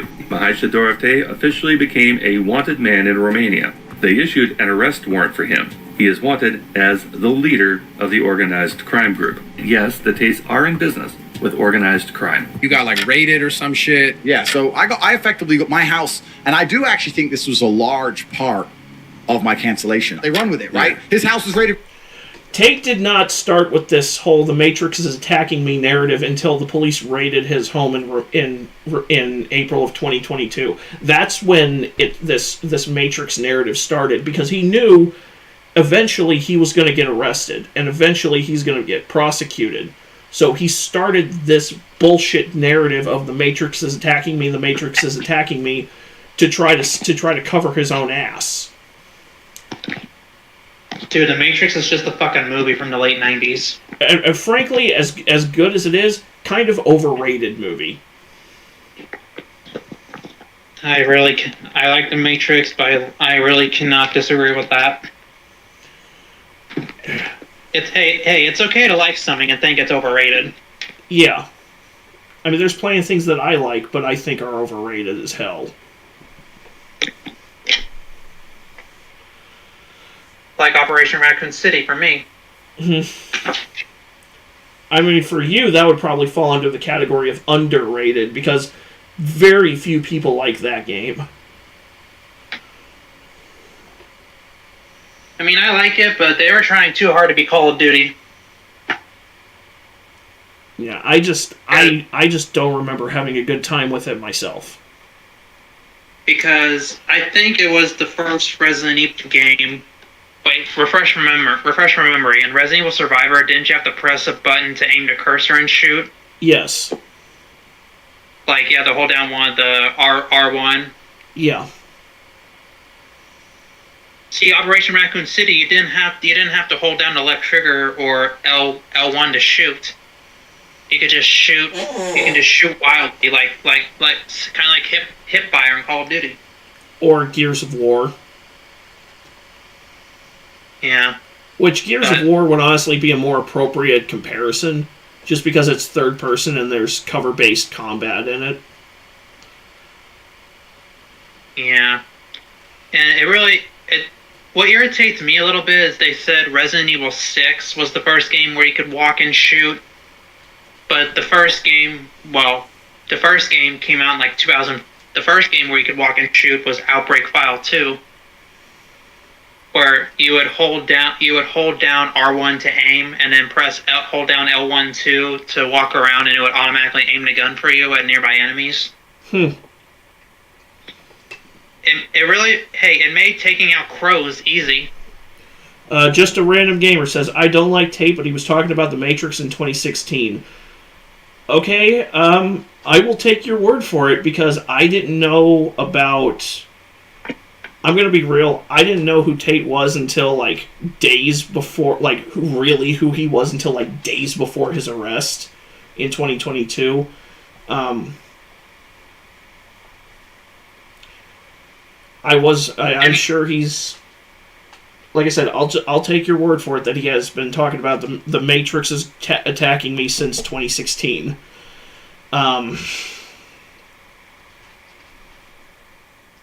I'm just following his trial for the Schadenfreude, because if you watch his Twitter account, he is an actual fucking retard. TikTok he says TikTok is what spread the word. Again, I will take your word for it, because I don't even use TikTok anymore, because I don't feel like having skibbity toilet brain rot at 32. And isn't TikTok just Chinese spyware anyway? Pretty much. But yeah, I'm seeing the live chat too, because I'm doing split screen on my Android phone, and the top screen is the screen share, and the bottom half is the live chat on the YouTube app. Sweet. It's like I'm using OBS, but I'm not. You know the saying, you work with what you got. Exactly. But anyway, let's move on. Yeah. I moved to my room, so I don't have to worry about people walking in, interrupting when they get home here soon. Say on repeat. But you're past that, right? It's all over now, because it was never a thing anyway. Controversial online influencer Andrew Tate has been arrested during a raid by police in Romania as part of an investigation into suspected human trafficking, organised crime, and rape. Jailhouse recordings capture social media. Exactly. And it was TikTok, but he got popular on there for some reason. Well, he got... I think why he got so popular is the whole male loneliness epidemic, which is a very real problem. It is a very real concern. I mean, loneliness... We are in the middle of a loneliness crisis right now. Male loneliness, female loneliness. There's a lot of guys who don't know what it means to be a man anymore. And he got popular because he a lot of guys see him as standing up against this hyper-feminist worldview that a lot of world governments seem to adopt. And that's one of the reasons when I first learned about who he is and what he is, that was what first turned me away from him, was that he has found a way to take a genuine concern, a genuine problem, the loneliness crisis, and turn it into a grift. And he doesn't care about the people that he's grifting off of. He doesn't care about the people that he uses to grift. The only time he ever sees anyone else besides himself and maybe his brother is when he looks down to see what it is he's stepping on. And he's definitely stepped in shit. Yeah. He just said agreed, and like, yeah, I've got the stream in the chat pulled up on my phone because I'm monitoring it too. I know, I'm monitoring it too. It's only fair that I monitor it too. Honestly, since his arrest, I'm amazed his lawyers have not put a gag order on him, because he has not shut the fuck up once since his arrest. And he's only making himself look worse. And you know what he's doing right now? He is hoping that Trump will pardon Diddy so that he can try to plead with Trump to get a pardon, which there's no way Trump's pardoning Diddy. And even if Trump could, I don't think he would. I seriously doubt he'd want to pardon Tate. I don't see it happening. Sounds about right. But how old is this guy? I think now he's like 38, 39. And he's still acting like a little bitch boy. Hey, that's what happens when narcissists get exposed. They just start acting. They just cry and shit their pants. I'll admit, when I was younger, I showed narcissistic behavior, but you know what I did when I got called on it? I improved myself. That's what you should do. At the very least, at least I can say I'm not a fucking creep like this motherfucker. Yeah. Star Andrew Tate trying to bribe. I've heard of people fucking their brains out, but God Almighty. Romanian officials to get out of jail. The transcript that we see, he says to Anna that, okay, just go and find those two politicians and tell them that if they will support our cause, they are going to get compensated once we get out. This motherfucker did not realize. It freely said on a jailhouse phone, "Go find these elected officials so we can bribe them to get us out." How? Dipshit. How do you not realize that your calls are monitored from when you call from jail? I want to know what Random Gamer thinks about this. Well, if he's watching, gotta give him a minute to type. Yeah. Read from sheets. I am Sofa King. Sofa King. We Todd Ed. We Todd Ed. Now repeat all very fast, please.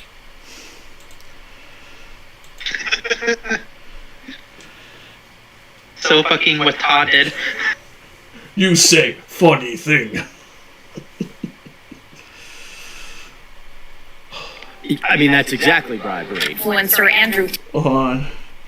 It's actually hilarious. You would have to be brain dead to not realize you're being based. Basically, that sounds about right. Yeah. And again, that's not the only thing he's retarded for. Exactly. That's a good point, though, Random Gamer. That's a good one.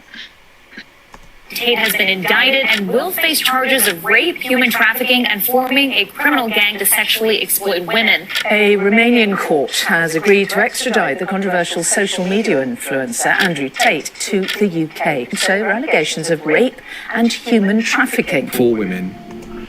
Meaning that regardless of what happens with his trial in Romania, even if his charges get dropped, which they're not going to, absolutely, I highly doubt they are. Once the Romanian courts are done with him, he's gonna get it from the UK courts. So double fist fucking right there. The fat lady isn't singing. Her song is done. She's getting dry humped in her dressing room. Yeah, she's on the way though.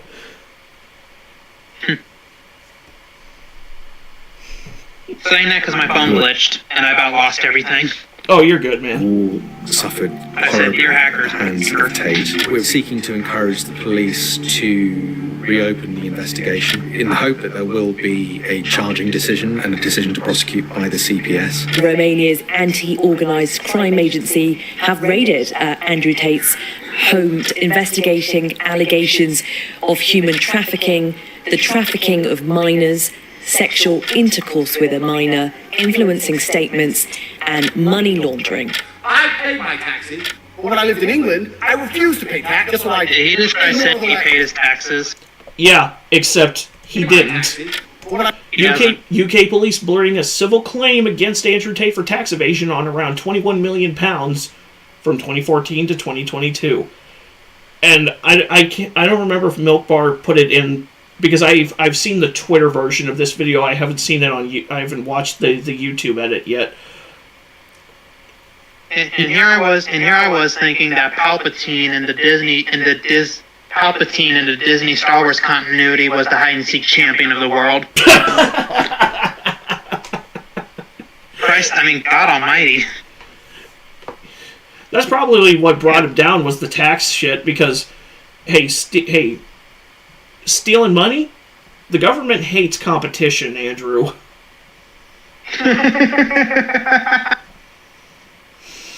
Yeah, isn't our president talking about getting rid of the IRS? He's talked about abolishing the income tax and replacing it with trade tariffs.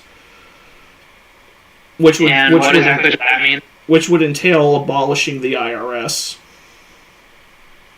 And that's the only reason the IRS doesn't like him. Hey, it's that or have Biden's 87,000 new hires, which I think I'll take the just abolishing the income tax thing in general. Yeah, sounds about right. When I lived in England, I refused to pay tax. Guess what I did? Ignore the letters. Ignore. Then they start sending people around to my house. Where's Andrew? Oh, he's not here. Ignore. I've done nothing wrong. I'll beat this case. I'll beat every other fucking case. Found guilty. Fail. You want my money? Come get it. Come get it. Oof. Yeah, that's basically my story. World champion kickboxer. And all of that money that the UK police seized is being sent to his... It's either being sent to his victims specifically, or they're being sent to help victims of sex trafficking, sexual abuse. Either one, honestly, good on the UK government for doing that. At least someone's actually giving this fucker the punishment he deserves. Yeah. However, if I ever meet Andrew Tate, I'm gonna give him a black eye, but it's gonna be a lot darker than that one. It's not gonna be with my fist. It's gonna be, first I'm gonna get brass knuckles, hit him once, and then get a baseball bat, hit him again. Fuck that! Just give him the Negan treatment. And then afterwards, let's just say I'm gonna borrow a quote from SpongeBob, where Plankton says, "Wait a minute, where'd you get that piano?" I might hit him with a piano, basically. But it's the one time in cartoons where they actually questioned where they actually question a character seemingly pulling something out of their ass. Right. Associated criminal. Like, I all this stuff, and everyone's like, who is this dude? Like, surely it can't all be true. Well, it's all true. The Matrix has attacked me. Bullshit. Yeah, words of Adam Sandler. Bullshit. All right, now we are moving on from that grim stuff to something much lighter. From good old Donut Operator. Now, is Donut Operator the guy who's destroying the Diddler, or is he just commentating on it? He's breaking down police body cam footage. Predators getting destroyed. Yep. This is gonna be fun. Hey, do you have an ID with you? Hi everyone, Donut here. I just got back from SHOT Show and I'm finally not sick. It was pretty cool. We did the live show Am with I seeing Unsub. irony that cops like donuts? Do what? Am I seeing the irony that if the video is about cop cam footage, am I the only one seeing the irony and basically cops like donuts? I'm pretty sure that's by design. Thanks, Random Gamer. My birthday's actually tomorrow, but thank you for that. Alright, where were we?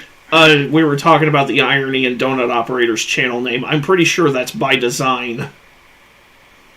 Won't be surprised. Does he mostly talk about cop cam footage? That's pretty much his content's bread and butter, is breaking down police body cam footage. Yeah, it's definitely by design.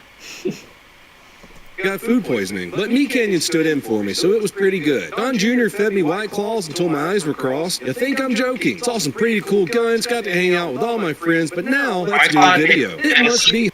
Do what? I said, did he just say White Claw? Yes. In the words of Johnny, from, or better yet, Billy Zabka from Cobra Kai, in the words of him, I'm gonna say, it tastes like a watermelon took a piss. Nice. Alright, I'm ready, let's go. Hunting season for pedos. Today you're about to see some pedos get what they deserve. Not quite Mr. Chippy, but it's pretty good. How'd you do it? Wood chipper. Wow. I know. Did you see Fargo?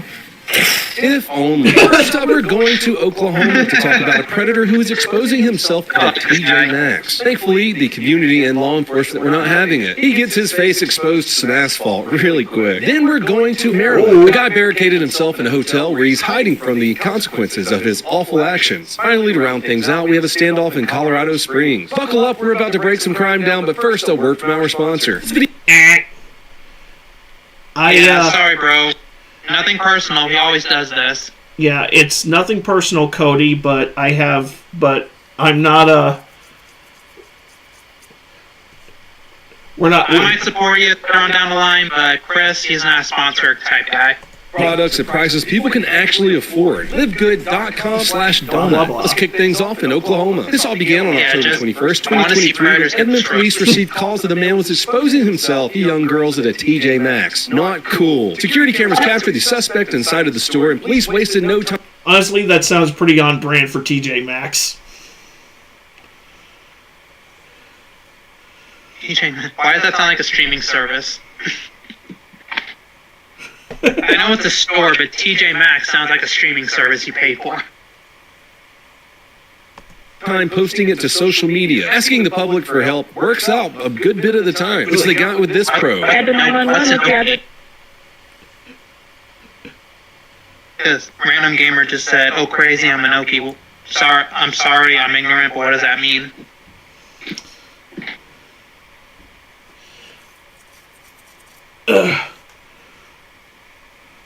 We'll let the video run while he writes the response. I'm at the Chick-fil-A 33rd and Right. This is about a gentleman who has been exposing him. From Oklahoma. That's what I assumed it meant.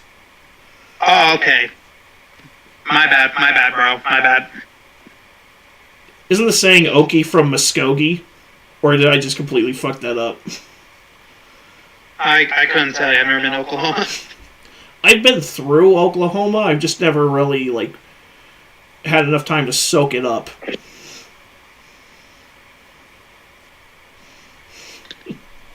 And I'm assuming I might have missed something. I'm assuming he says that because this first incident we're talking about is in fact in Oklahoma. I would assume so. Kind of like if Alexa. Huh? Kind of like if one of the guys was from Illinois, I would be like, hey. Yeah, me too. I pretend I'm just, but except I've recently pretended I never lived there. That's what I was thinking of. But, that's what I was thinking of. Random Gamer was the song "Okie from Muskogee." Whenever I hear Oklahoma, I was about to say play that one Luke Combs song from Twisters. Ain't no love in Oklahoma.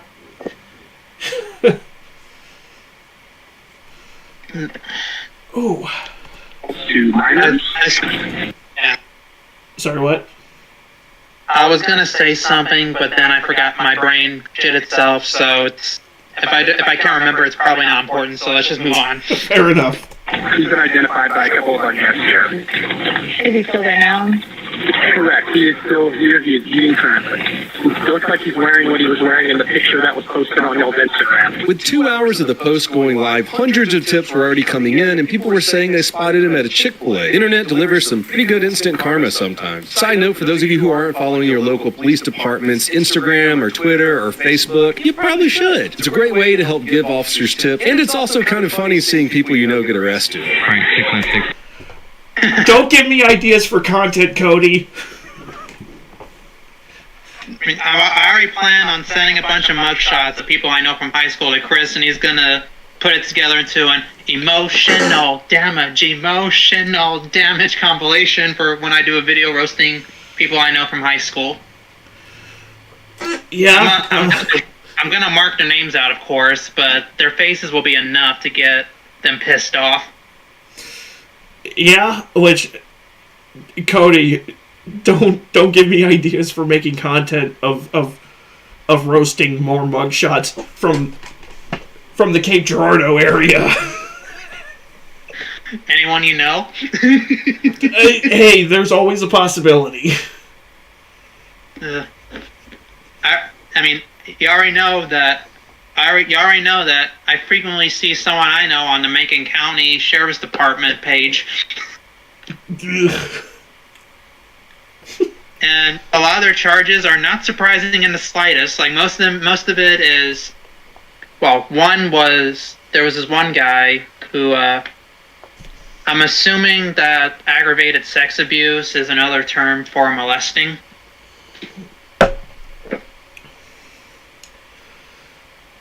Yeah, that sounds about right. Why are you suddenly making me want to do that treatment to Sangamon County, which is where I'm from? I don't know, but there was this one guy. His name was Steven. I graduated with his older sister, who, when she was 16, screwed a 40-year-old man just to get weed. It's always the ones named Sarah, I tell you what. But he got arrested because he was in his early 20s dating and doing things with a 13-year-old. And I actually posted his mugshot to my own YouTube page, and next to it I said, "Did you know that a pack of hogs can consume a pedophile in less than 10 minutes?" Honestly, for the subject matter that Cody's about to dive into in this video, that seems oddly appropriate of a subject to bring up. You already know I don't like those people. Oh, well, you shouldn't. Like, stop doing nasty shit, you fucks. But they're not just in Illinois. Those kinds of fucks are sadly all over the country and all over the fucking world. Yeah. But at least in some countries, I'm pretty sure if you're that kind of person, you're automatically hung or shot or beheaded. Yeah, did you see Trump wants to put in the death penalty for human traffickers? That should have been the law from the beginning, if you ask me. Because if they somehow get out, they're just going to go right back to fucking doing it because predators cannot be rehabilitated. He probably considered making that a thing after he was treated to a private screening of The Sound of Freedom, that Jim Caviezel human trafficking movie I did a review on last summer. I actually like that movie. It was either last summer or 2 summers ago. I think it was 2023. Okay. But might have been last year. I don't know. Since I got out here to South Carolina, all events of shit just kind of just blended into a single narrative, much like WTRC. Pretty much. But it also makes me think that here's the thing. The singer/DJ Avicii, Chris Cornell, and Chester Bennington were working on a documentary on the predatory shit in Hollywood, and supposedly at the same time, within 8 or 9 months of each other, they quote unquote killed themselves. Huh. Coincidence? I think not. Yeah. But that's how it's alleged, of course. I'm merely saying that to cover my ass in case they want to come after me. But if that's true, then that makes their deaths all the more suspicious. Fair enough. Because Chester Bennington was depressed, but I feel like if he was really going to actually do himself in, he would have done it a long, long time before he quote-unquote killed himself.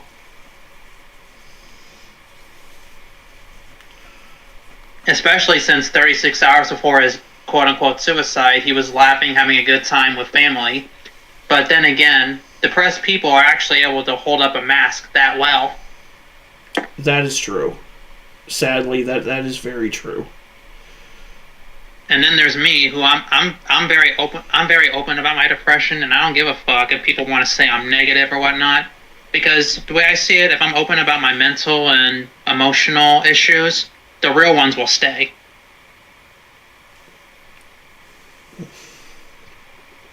But then again, like I said, the real ones will stay. Exactly. But the only people from Illinois I still talk to, well, that I know from Illinois are, let's see, there's you, Ryan, a few others. Everyone else I know from here in the church. Yeah, I'm a member of the church, but I still cuss a little. Hey, man, I cuss like a fleet of drunken Irish sailors.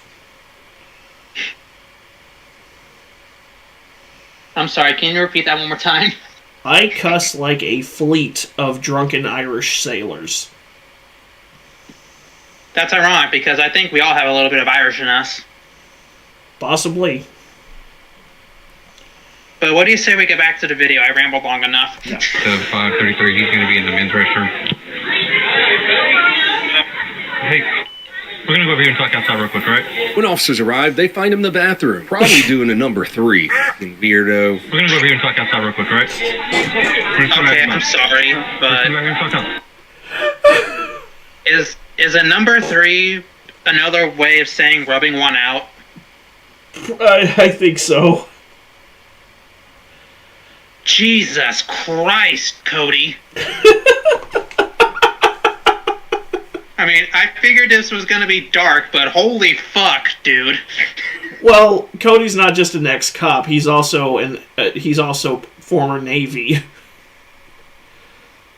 Now it makes sense. Yeah. Carry on. Especially Jeff Daniels' face. The look that he used in the Dumb and Dumber clip. Now, was that the first or second one? That was the first one. Yeah, because isn't it like the first or second one where he gets shit all over Bob Saget's walls? I've only seen the first and third ones. I don't know if that's one of the Dumb and Dumber movies, but there's literally a clip of Bob Saget going, There's shit everywhere. I've only seen the first and third ones, and I don't recall Bob Saget being in either one of them, so it's very possible it was the second one. But I had the same reaction to Bob Saget cussing that I did to Robin Williams cussing, because, you know, you grow up watching the child-friendly versions of these people, but then you see their comedy, and it's like, holy shit. Oh, dude, you should have seen my face when I started watching Eddie Murphy's comedy. Did you know he was also a musician? I actually was not aware of that. He literally has a song called Party All the Time, and I think it was produced by Rick James. Nice. You know, the guy, Super Freak? Yeah. He also, the music that was sampled for MC Hammer's Can't Touch This. Yeah. Yeah, I know who Rick James is. I've heard Rick James before. That just makes me think back to high school when I think it was me and some people doing a project, and basically we were doing a parody of the scene where Obi-Wan is fighting Vader in episode 4, and it said, "If you defeat me, I'll become more powerful than you could possibly imagine." You want to know why? Because I'm Rick James. And my friend was white when he said that. Just a Random Gamer said that is correct, and it was the record longest Billboard number for one song. Yep, that's basically, yeah. Hey, thanks for the trivia. The more you know. I'm liking this guy. But, nothing, I just had to clear my throat. Alright, I thought you said ditto. Because I think this is one of our frequent commenters, isn't it? Yeah, usually. Whenever he can. Like, we don't expect him to always be able to join, but when he's here, we appreciate that, bro. We appreciate you giving our stream some attention. Oh yeah, we love the interaction. Oh yeah. Especially since I figured out a way to actually see the chat for myself now, and I feel more included. But should we move on? Yes.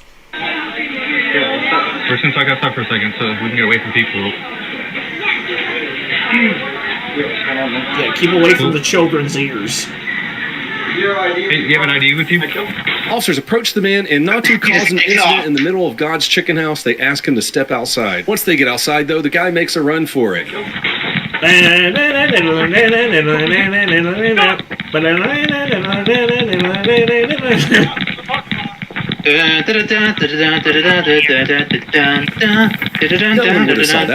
we all know, nothing makes you look more innocent than running from the police. I run because I was scared. After the officer... What was that? Wait, what? What did that lady say? From the police. I was scared. I run because I was scared. It's not a lady. After the officer... I ran because I was scared! But I was scatting the Benny Hill music. I know, I could hear that as well. Gotta go fast, gotta go fast, gotta go fast. Officer asks him to stop several times. He gets exposed to 50,000 volts in a pretty hilarious manner. Oh, taser! Taser! Bring it out! Bring out the taser! Oh, he face planted so hard. We gonna rock down to Electric Avenue. Dude, that's the song that was playing on the radio for the first chick who gets killed in Wrong Turn 2. Oof. Electric Avenue, you did not go. You went down to Death Valley. Oh god, I love that song. If I could remember the lyrics, I would start doing Metallica's "Ride the Lightning." Oh god. I'm trying to think of a song about electricity. That deserves a replay. Boom! Damn. Remember, like 5 or 6 years ago, when I showed you that video of the old woman who tried to run from a ticket and she got tased for her troubles? I think so, yeah. Like, she tried to kick the cop off her, and then you said, taser comes out, and you smile when you always smile when the taser comes out. Oh, yeah, the taser is a beautiful thing. Don't they have to surgically remove the electrical things so they can't really get away from it? I don't know about surgically, but yeah, they do have to, because the remove it a certain way. Because the barbs like embed into your skin, and so taking it out is a very delicate procedure. Does it make them bleed? It can if it's broken through the skin deeply enough.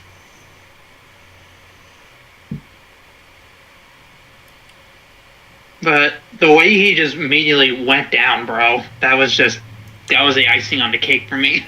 You know he got a concussion from that. Well, that's what you get for being a predator. Again! Yeah. Roll over!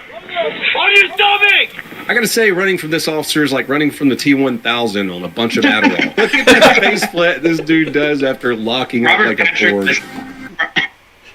Robert Patrick was hightailing it in that scene. I don't know if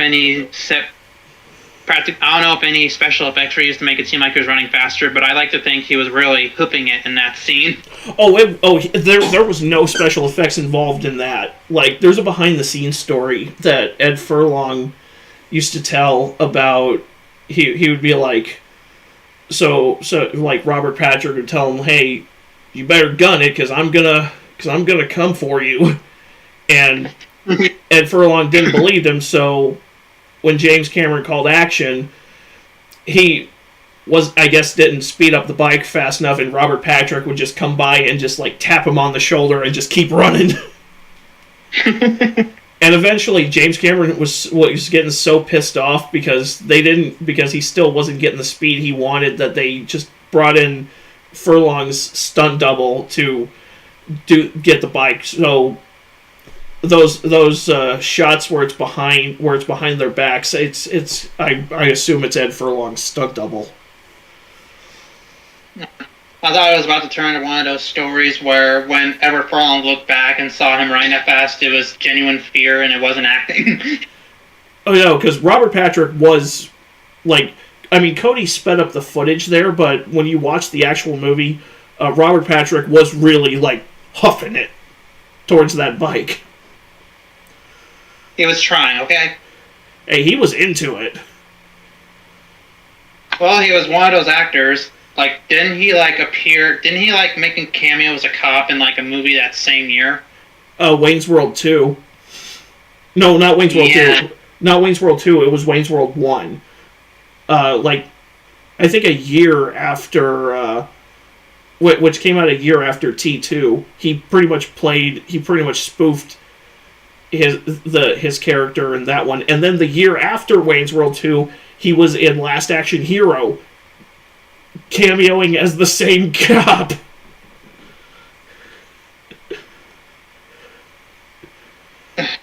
He had to have gotten tired of it eventually. I mean, that's like when Boris Karloff played Frankenstein's monster over and over again, to the point where in other films the monster was played by different actors.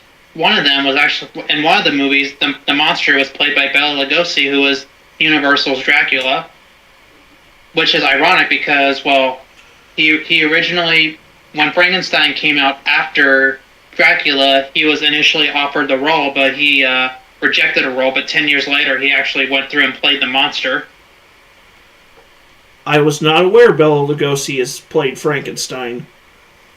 And you know how Frankenstein's monster walks with its arms forward like a zombie? Yeah. That doesn't come from Boris Karloff's version of the monster. That comes from the Bela Lugosi version of the monster. Ah. Now see, I have seen the Boris Karloff one. I've only seen it one time. Did you know that in the original cuts of the film, almost 100 years ago, they cut out the "Now I know what it feels like to be God" line because they found it sacrilegious? That's retarded. and they cut out a lot of scenes that are deemed too graphic for the time, because there's also one scene where he accidentally drowns a little girl, but see, he was playing a game with a little girl where they were throwing flowers into the pond to make him float, and he thought she was going to float like the flowers, but she didn't know how to swim, so she drowned. Yeah, I've seen that movie. I watched it on Peacock for the first time last year, and there were no cuts made to it when I watched it. None that I can find. None that would really stick out. Well, back then they also took out a shot. They also took out a shot of a tranquilizer needle being used to put the monster to sleep, and they also took out, like I said, they took out the now I know what it feels like to be Godline, but they instead of taking it out, they just put thunder effects over it so it was drowned out. That is somehow even more retarded. But since then, it's obviously been fully restored. Did you know there was a Spanish version of Dracula, which was shot by Universal as well, but using the same sets as the English version? No, I was not aware of that. Literally, same year, literally the same year. You would think it was just like a Spanish dub, but they literally filmed it again using the same set from the first film, using Spanish actors. And it's a piece of horror. It's a piece of horror treasure in itself. Huh. Thankfully, it's not lost like most films of the 20s and early 30s. Right. But this is supposed to be a Predator roasting stream, so not a Universal fun facts. So let's get back into it, shall we? Oh.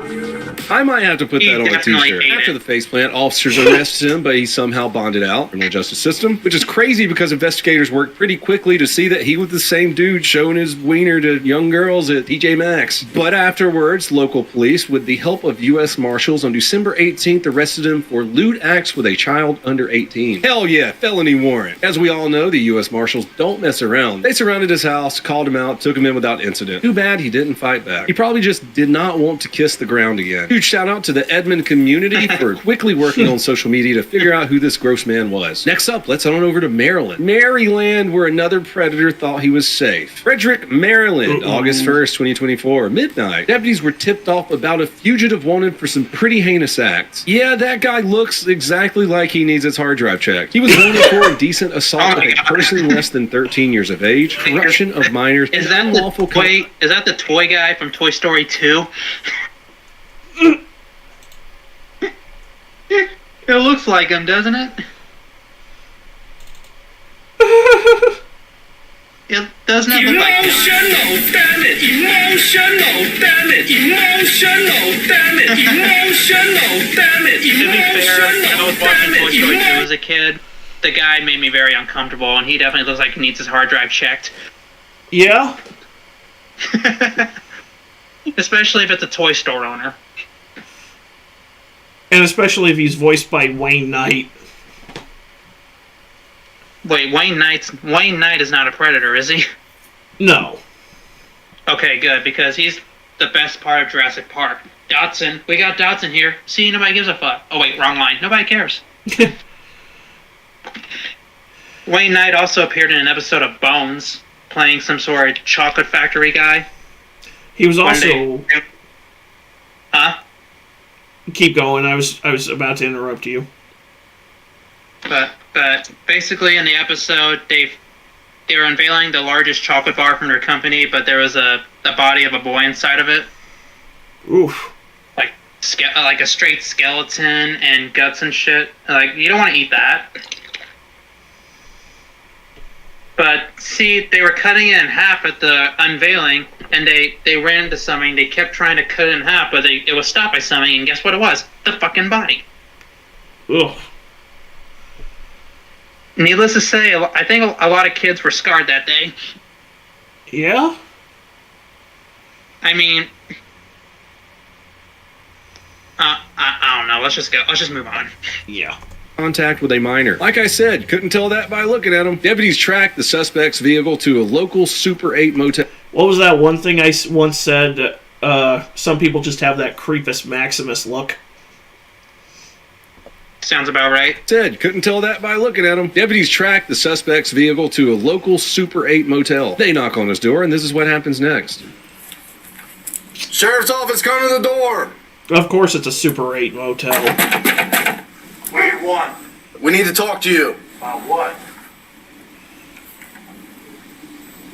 You know what? Open the door. Just come out, jackass. Hey, right now, I got a gun. Officer tried to talk to him through the door. He wasn't coming out. And, oh, yeah, he had a gun. Hey, right now, I got a gun. Well, that's a good way to get shot by saying that. So do we. Open the door with your hands up. That's now. how you get shot, retard. That's what I just said. Yeah. Now. That's a pretty great line from that deputy. All right, cool. We got guns. So now what? This scum of the earth is just trying to intimidate deputies, and that's awesome seeing him fail. Dropping in around one of the zombies be like. Right. Like, we got guns, now what? Get behind over there. Open the door, come now. Hey. Does that pistol have a reflex sight on it? No. You got your camera on? No, it looked like the pistol on the... Oh, it does. Yeah, it does. It's no surprise that turned into a full-blown barricaded suspect situation. And as any barricaded suspect, officers backed up, called in reinforcements, and waited. They spent an hour trying to get him to come out. Didn't work, obviously. And around 12:50 a.m., things escalated. The suspect was spotted through a window waving his firearm around at officers. So what are officers gonna do? Gee, I don't know. Probably shoot the guy pointing a gun at them through a window, if I had to guess. That's what I'd do. That was a Frederick City police officer who fired a shot through the window, striking the suspect. Snipers too, right? Do what? You know, I was saying to the guy, you know, cops have snipers too, right? Like, they have no problem telling your sniper to aim at that window and take you out. No, apparently he didn't think that through. And I thought Mizzy was stupid. Oof.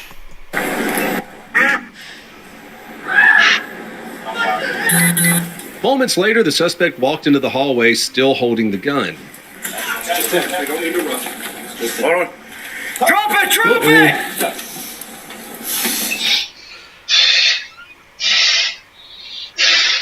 Drop the gun! Drop it! Drop it! Oh shit. Too bad they missed. That's when a sheriff deputy fired additional shots, while another officer deployed a sponge OC round. This round is basically a rubber ball filled with pepper spray. It hits you, hurts really bad, and then you're completely covered in OC. Which, I mean, being hit with that, plus being shot a couple times, I think he knows it's time to give up. So that gas is pepper spray, or is that gunshot stuff? I think that's the smoke from... I think that's the smoke from that one deputy's rifle. Probably. Or and it what could, is that? Or it could be the OC spray from that guy's 40 millimeter. I think it's a 40 millimeter. Probably. And what is that, like a grenade? Yeah. I can't! Do not move!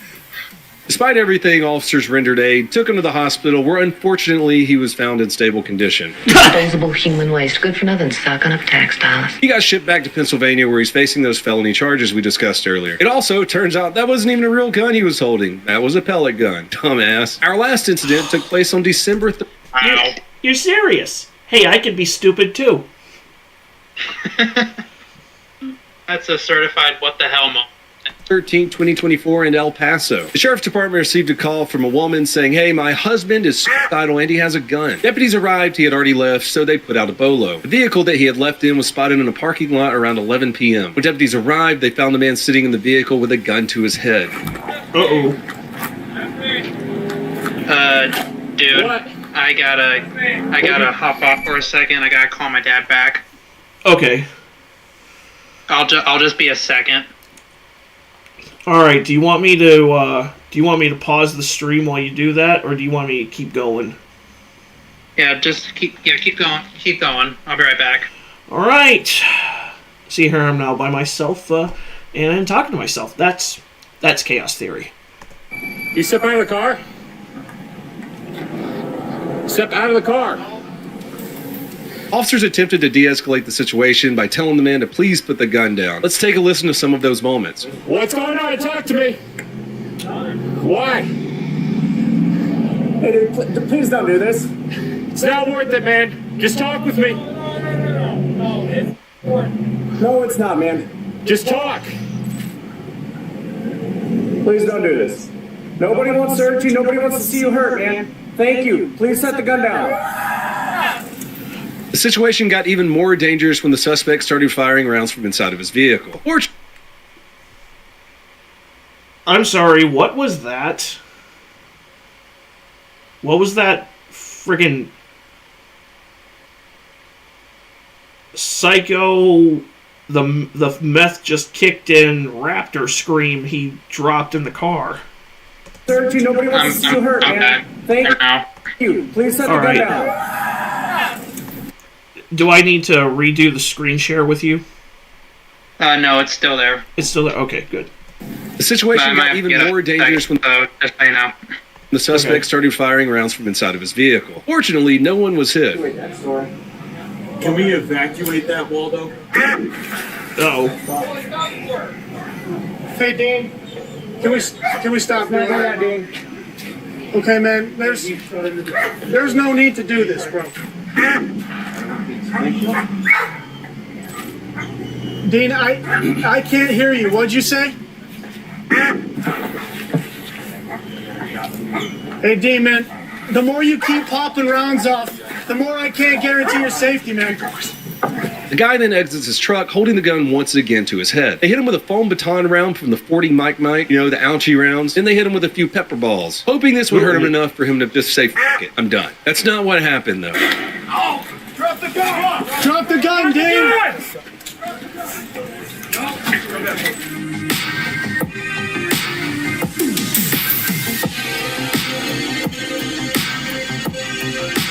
Dave's a little fucked up. Instead of complying and giving up, the man fired 2 rounds, one towards the officers in the north and one toward the officers in the south. That's when several of them returned fire, hitting the suspect multiple times.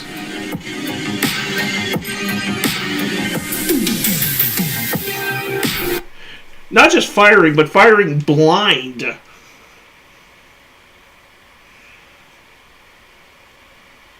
He's not even looking at him.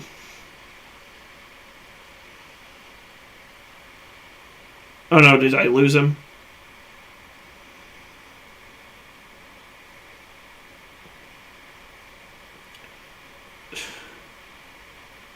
Wow.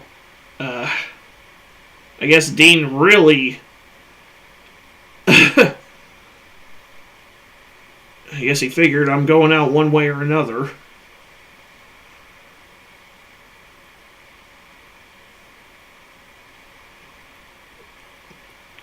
Jason, if you're still there, I think I lost you.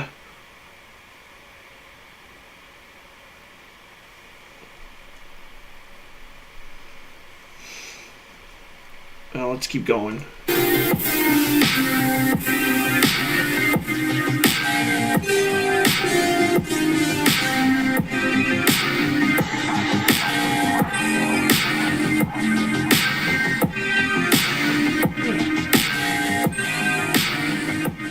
After that complete firing line... Well, Dean is most certainly not. Huh? I said Dean is most certainly not. Because he fired at officers in 2 different directions and just got completely lit up.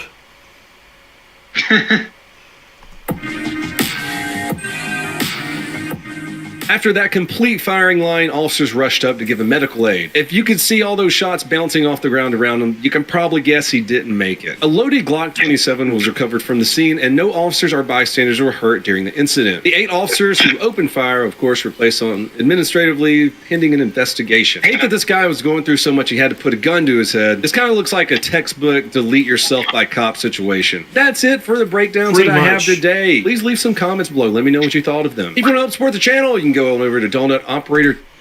Pretty much. That's exactly what it looks like. I mean, I think those kinds of people should delete themselves anyway, but that's just me. I don't know if I would say that about self-delete by cop, but... Well, guys... Hey, sometimes you're just going through some serious shit. And, hey, since I only got enough in me for one more, how about we just go ahead and do the, won't take no for an answer one? Alrighty. And we can pick up from Jack Doherty next one. Oh, I was going to keep the stream going, but sure, we can save that one. Oh, you mean you were going to keep it going after I got off? Yeah. Okay, if you want to do that, but, I mean, yeah, why I not? only got enough for one more. Alrighty. Let's see what Charlie is talking about. Let's see what Charlie's brought to us today. Let's go. I remember growing up, there used to be this classic scene in like every movie where you'd have this grown man walking down his driveway in a bathrobe with a cup of joe in his hand and pick up the newspaper to start his morning. Yeah, now that I'm 30, I do something similar, but instead of going and getting the newspaper, I have Matt send me some wacky stuff, and today he blessed me with a pretty pitiful meltdown from this guy who lost his gourd over a girl he was talking to through a dating app not having any interest in him anymore. And I'll go over that in a second, but it led to a Jimmy Neutron brain blast where I remembered one from a couple of years ago where this dude just wouldn't take no for an answer in a garage, and it is so pathetic. So I'm just going to go over both of them. So the text messages start with him asking, are we still on tomorrow? Just wondering as I can make other plans. That already doesn't exude a lot of confidence here. I'm guessing he was not receiving answers in a timely enough fashion, so he started to pick up on the hunch that maybe she wasn't as interested as she once was. And then she confirms his suspicion, saying, I'm so sorry. Read your message when I was busy, forgot to reply. Sorry, I found a connection with someone else, so I'm just going to see how that goes. Probably not a good idea to meet tomorrow. Sorry, did enjoy talking to you, and I hope your family get-together was fun. He was playing second fiddle, and she wasn't looking for more members of the band, so she just kind of let him down gently, I think. Better than being ghosted, I'd say. She just kind of gave him the business. But he was not ready for that business. He was hoping business operation hours were closed. He completely loses his mind. Haha, my total lack of surprise. Good luck. Crying emojis, laughing, but he's actually just crying. You can actually feel the salty tears through the phone screen. I can actually see the tears hitting the phone as he's reading that first message from her. But let's face it, with those messages he's sending right now, she definitely dodged a bullet. I'm the reason for the teardrops on his face. He's crying like a bitch, but he'll probably tell you that it's Mace. Okay, Taylor Swift. Christ. You know what? Fuck you, Scummy. He is very hurt, very much so. Scummy little fuck, talking to numerous guys on dating apps, lining them up, taking or faking connections with people, setting up dates and ruining people's weekends. I got your name and I got your details, and you'll see something later, twat. Little shit bag. Fuck off, worthless trash. So now he's going into like threats. I got your name and I got your details. So I guess he was gonna fucking show up there like the Undertaker or something.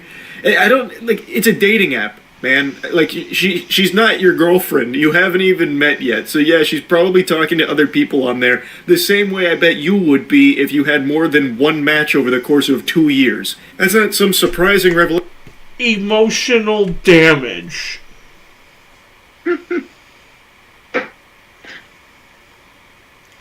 You don't win in life if you're a creep, just saying. Oh. Especially, well, this guy, I'm sorry, this guy did not get spanked enough as a kid. No? He was never told no. He was never told no, and look at him as an adult now.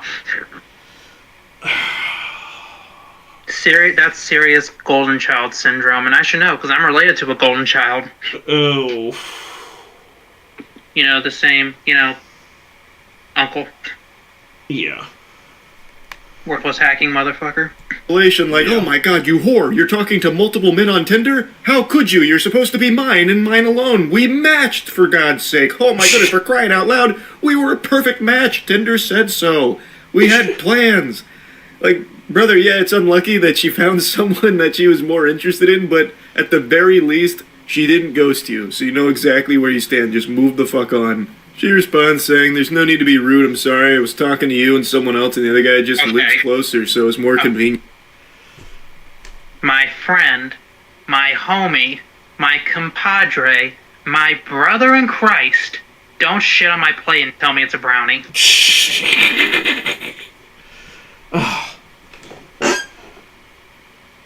I stole that from Chris. Yeah. Check out his video, Father of the Year, if you want more context. Yeah. You too. Don't appreciate the threat. I've tried to keep it respectful, but yikes. Good luck to you. That once again sets the bomb off, so he just starts spamming fuck off, and then he calls her fat. This is like the actual classic nice guy meltdown, by the way. This is like the quintessential Tinder nice guy weirdo when he gets rejected. Why do I feel like this guy unironically goes to r/nice guys? I won't be surprised in the slightest, honestly. I just keep looking at this, and I'm just like, I don't have the clip in my folder, but I'm just thinking of, that escalated quickly. I mean, that really got out of hand. It jumped up a notch. Wait, isn't that what the Anchorman said? Yes. Yeah, that's the meme from Anchorman. Yeah, that just makes me think of something I read where it's like, your mother and I are getting a divorce. Hi, mother and I are getting a divorce. Hi. I'm divorcing your mother. Hi, divorcing your mother. I'm son. No, you're not. That's why we're getting a divorce. Oh. Well, that escalated very quickly. Yeah. Emotional damage. You're fat fuck anyway. When that guy's done with you, you'll wish you had a chance with someone like me. Oh, ew, oh. People like this exist, by the way. Isn't that crazy? I was giving you a chance. Yeah, you missed out on a real saint here, lady. You missed out on Casanova. You fucked it, kid. Bye. He thought he was on Xbox Live for a moment. You're the one still texting her, you weirdo. He keeps saying, fuck off, but it's like, she's not, she said good luck to you and left it at that. She's not taunting you, you're the one trying to taunt her, you dumb motherfucker. I won't be surprised in the slightest if this guy turns out to be someone I went to high school with, because, well, I felt like I was the only guy in my grade who wasn't a narcissistic fuck. Perhaps. Just kind of got lost in the sauce with that last little bit. But he wasn't done here. His rage couldn't be contained on just a single app, so then he started directly texting her with, once again, another threat. I want to have a word with you about your behavior on dating apps, and if it's not possible through phone, it will be in person. I want to talk to your manager. I need to report your Tinder dating behavior. You talked to multiple men on a dating app. That's a big no-no. You're going straight to the slammer for that one, missy. Goober thought they were dating just because they matched on Tinder. He probably told his whole family that he had a girlfriend just because they had a match in like 2 conversations through Tinder. It's scary though. Like, that is actually frightening. All she did was just very gently tell him, hey, look, found someone else. Not going to be going to the weekend plans that we had scheduled.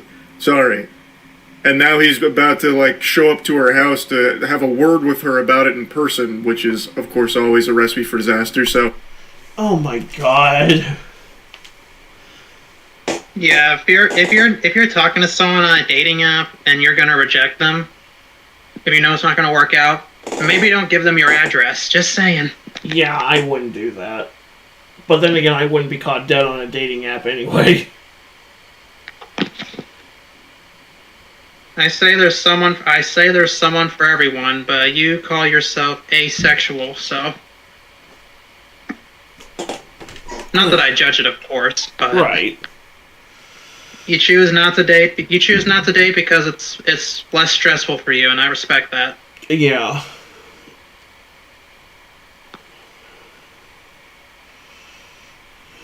Yeah, that whole scene is just not for me. Maybe in about 10 years it will be, but right now I'm just not that guy. Whatever. Whatever. Yeah, whatever. If we get married, I'm still gonna be the uncle. Fair enough. You're already uncle to mine, so. Exactly. Hopefully she has the means of defending herself should this guy actually show up. But anyway, after reading this, it reminded me of a video from a couple years back where a guy could not take no for an answer. Like, I don't really know what connects these two other than rejection. I don't know why this popped into my noodle after reading this, but I'm glad it did because I hadn't revisited this video in a long time. Oh, God. Yeah, Xeno shot. This is the one I was talking about. That Xeno shot did. Why does that look like a Mexican version of my uncle? Oof. Yeah, you know the meme of Tom from Tom and Jerry looking at a book and literally fuming. Oh yeah, I've seen it enough times. That would definitely be Jeremy if he watched. That would definitely be Jeremy if he was watching this right now.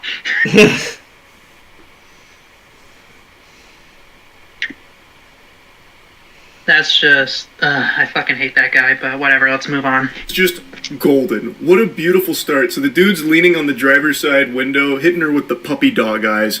How can you say no to a face like that?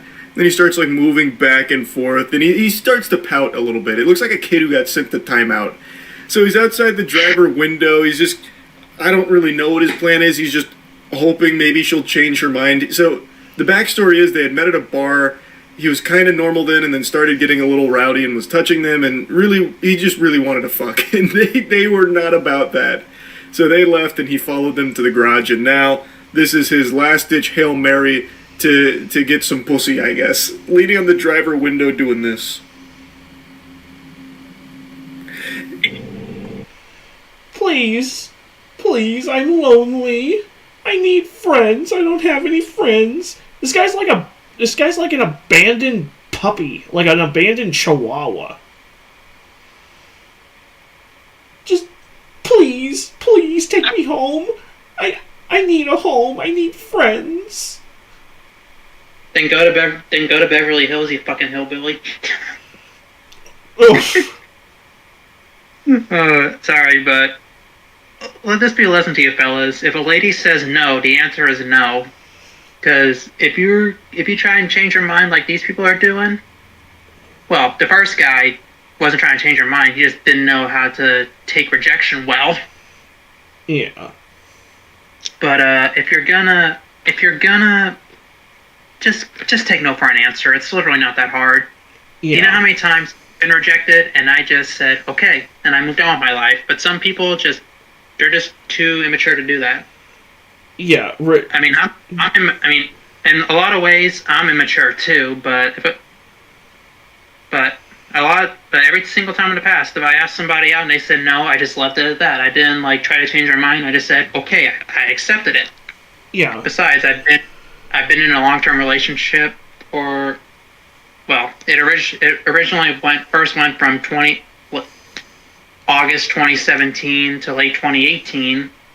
Before we broke up because she moved to Kentucky, but then we got back together when she moved back to Illinois in 2020 and we reconnected in 2021. So technically it's been 7 years. Sure, we were broken up for 3 years, but I consider it since 2017. I just never really told anybody about that part. Because when we first started going out, I was 18. She had just turned 16, and during the relationship I turned 19, but it was only like a 2.5 year difference. Well, 2 years and 9 months, so not even 3 years. But we never did anything inappropriate. We just hung out a lot. That's all we did. We just hung out, went out to eat, went to see movies.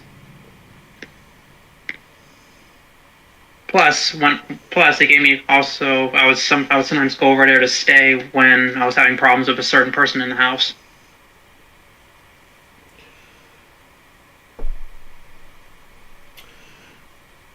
Hello? Yeah, I'm still here.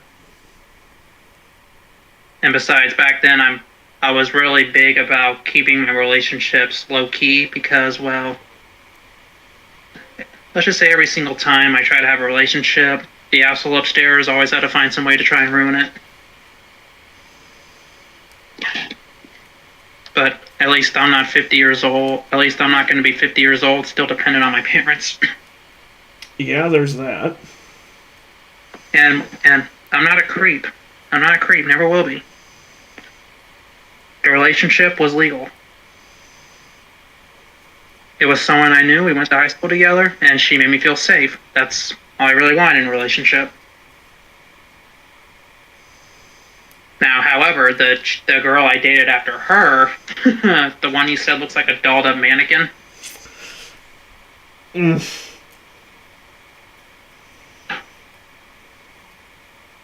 Yeah. Hang on. Yeah, hang on a sec.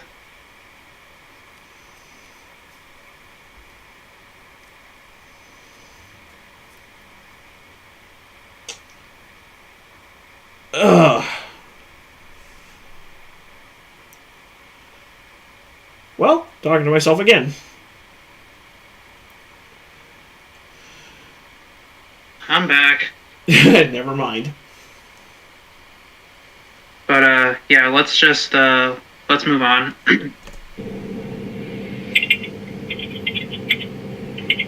I can't take this guy serious.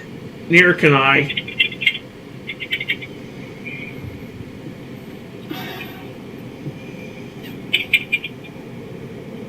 You guys are still parked right next to the, Brother, at least start mewing or something. Like, come on, spam some Fortnite emotes, do something. He's just sitting there idle animations. Like, come on, this is never going to work. This never stood a chance.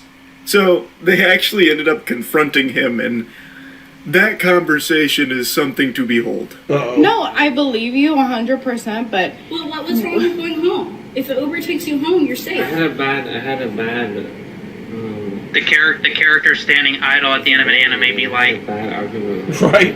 A what? A bad argument. I had a bad argument with my girlfriend. Okay, well, we called Like, you... I don't want to, like, go home to her because she's going to be... Oh, you guys live together? Yeah, like... Well, then you can stay out for a minute. There's a lot of lore here, so try to keep up, Buster. We're getting an exposition dump right off rip. So, he's obviously hammered. He's had a little bit of alcohol. No shit. And he is now saying that he has a girlfriend, and I also love the way the lady filming responds to that, saying, "A what? A girlfriend?" Like, just complete shock with the way he's behaving here, while also apparently having a significant other. I have a game theory. He doesn't have a girlfriend. I think he was trying to make himself seem like a bad boy, and somehow more desirable, like, hey, look, I have a girlfriend. Women like me. Will you like me? Why Yeah, when Charlie he said that, did I suddenly just start thinking of that scene in Silence of the Lambs when Buffalo Bill is putting the lipstick and the skin coat on? And All I remember from that movie, put the lotion in the basket. That's all I remember. and he's like, "Would you fuck me? I'd fuck me." I thought that was Jay from Jenkintown. No, that was I mean, Jay probably did say that at one point, but that was originally Buffalo Bill in Silence of the Lambs. Yeah. Would you fuck me? I'd fuck me. Yeah. I most certainly would not fuck you. I wouldn't fuck me because- either. Mainly because I have a significant other. That and I'm not gay. I had a phase in high school where I thought I was bi, but I was just some stupid shit.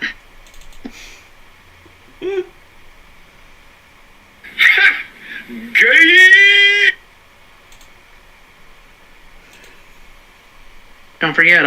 let's not forget, I've always been a little bit retarded.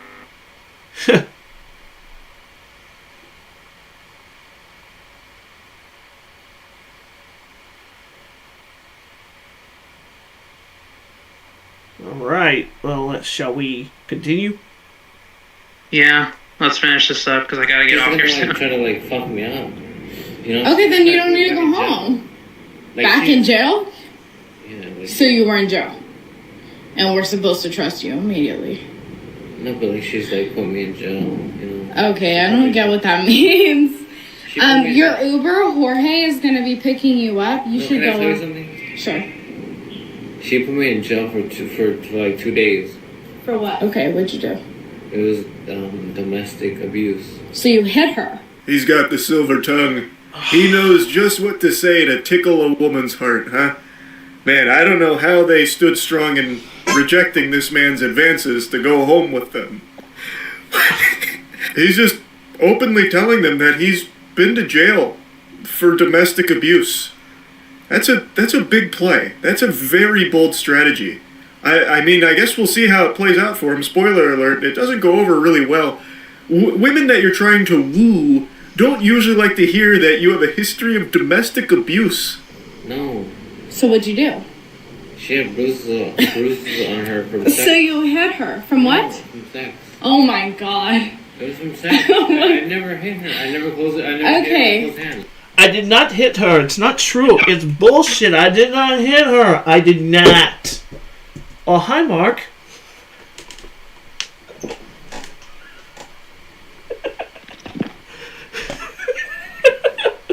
I have no words for this. I just have nothing. Sorry. As soon as he said I didn't hit her, all I could think of was Tommy Wiseau.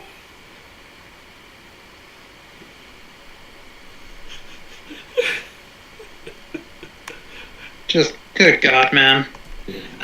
Your Uber, Jorge, we called you. He briefly dropped the Tommy Wiseau right there. I didn't hit her. I did not. So he's saying that when he went to jail for domestic abuse, it's not because he hit her with a closed hand. He makes sure to make a specific mention of a closed hand. He says she had bruises on her from sex. I don't know, man. The story's not making a ton of sense. Something's not checking out here. He's gonna be here in 5 minutes. You should have. The math isn't mathing.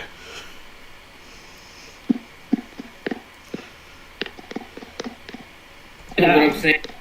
Not at all. Saying like I never hit her with a closed hand. Okay. It was closed. With a closed hand. So with an open hand? But I never. Oh my god. Okay. Like I said, it was really nice meeting you, but we called you an Uber. We're not forcing you to get home drunk. Literally, you should head up before I'm gonna have to call the cops. I'm super surprised they engaged with this conversation for as long as they did, and they were even nice enough to call this guy an Uber. That I am shocked by, actually. So they call him an Uber and everything, and he still is just not taking no for an answer. He is still preventing them from leaving and trying to, I don't know, salvage this situation so he can get laid or something. I don't know what his plan is. He's talked about going to jail for domestic abuse and how he didn't beat his girl with a closed hand. So then they said, well, so you hit her with an open hand? He's like, but it was never a closed hand. I don't know what playbook he's running in his head here, but it is not John Madden's finest plays that he's executing. I can say that much with confidence. Because now it's harassment. I mean, there is an obvious solution. Just run him over and just run him over. Yeah. It should be a law. It should be a law where if someone, especially a creep like this, is preventing you from leaving, you should be able to get away with it if you just run him over if it's the only way you can get away from him. Did you know that if you are blatantly standing in a person in way of a person's vehicle to prevent them from leaving their parking space, that's considered kidnapping? In that case, running him over is self-defense. Yep. I mean, that's what I do. and I will not judge you in the slightest. We called you an Uber. I appreciate the drinks. You should head up. What should I do? You should head up and find like Punch Bowl Social. They're in a red Ford Fusion. Go to them. Don't look at her. Like, what is she gonna do? I'm telling you no. This is my car. No, you okay, I don't know you. I don't care. I don't care. It's been like 20 minutes at this point. We called you an Uber. Please leave. They're almost here. Go find Jorge. Literally. Now he's moping and he's like, but pussy though? But what about the vagina? I love how he's just like, well, where do I go though? I assume you're referring to the Tommy Wiseau, the Room reference, Random Gamer, and yes, it is. Yeah, that's what I thought. Hey, any day ending in a Y is a good time for a Tommy Wiseau reference. Yeah. If I can't go home with you, there's nowhere left for me. The streets? You're gonna make me go sleep on the streets? Is that what you want? That's gonna... Here's another reference to the Wayne's World 2, Chris Farley. What's keeping you here? You don't belong here. Why don't you just quit? 'Cause I got no place else to go. I was just watching that last night. Well, whose fault is that? Be on your conscience. It's like, brother, just they called you an Uber, man. They did so much more than they needed to for a fucking creep weirdo like you, man. Just get in the Uber and go the fuck home. Call it a wrap. I don't care. I'm gonna get in the car. Please leave. Leave. Now. What did I ask you something? I don't care. Leave. I don't give a fuck. It's gonna escalate. Leave. Leave right now. I'm getting in the car. I don't give a fuck. He continues to choose the worst dialogue options, and she just gets so fed up. She just gets in the car, and her friend gets in the car, and presumably they leave somehow. He probably stops blocking her at some point. She just keeps telling him, "You're making it worse. Get the fuck away." And it eventually leads to them being able to get out of there. Anyway, though, just wanted to talk about these two things real quick. That's about it. See ya. Oh. Guys, when she says no, that's... You ask her a question looking for an answer. Well, no is a fucking answer. When she says no, she means no. That means fuck off.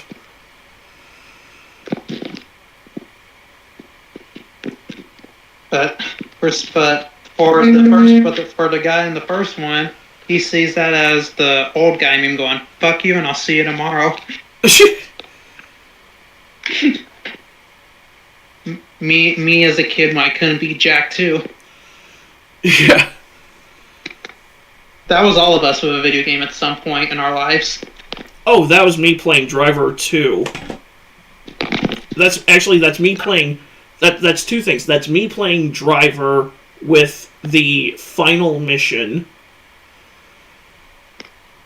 That's me playing Driver 2 in the...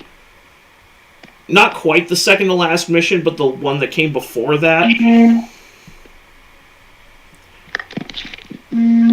That was me playing GoldenEye last year, because that was my first time actually beating GoldenEye N64 on 00 Agent difficulty.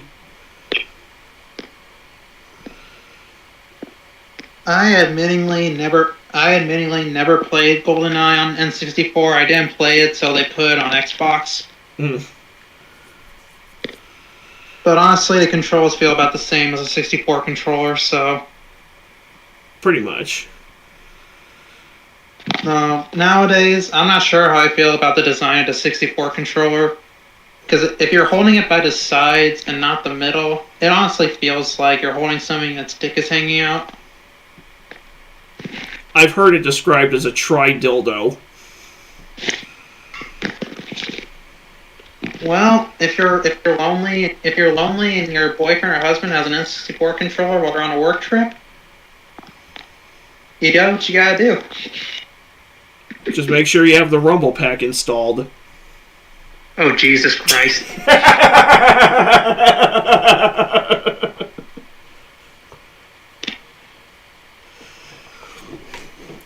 Okay, wow.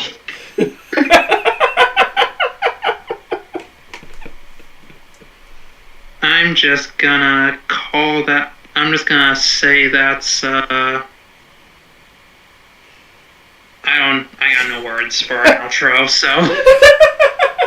Hey, man.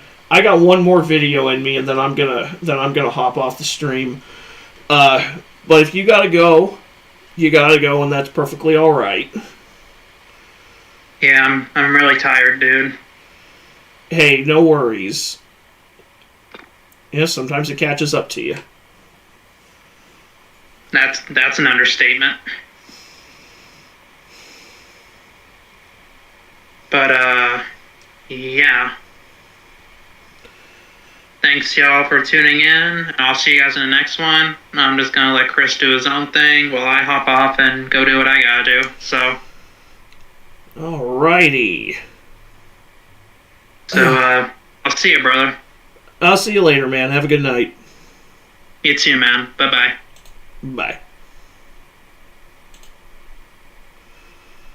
Yeah. Alright, we got one more video for the stream. We're gonna do it.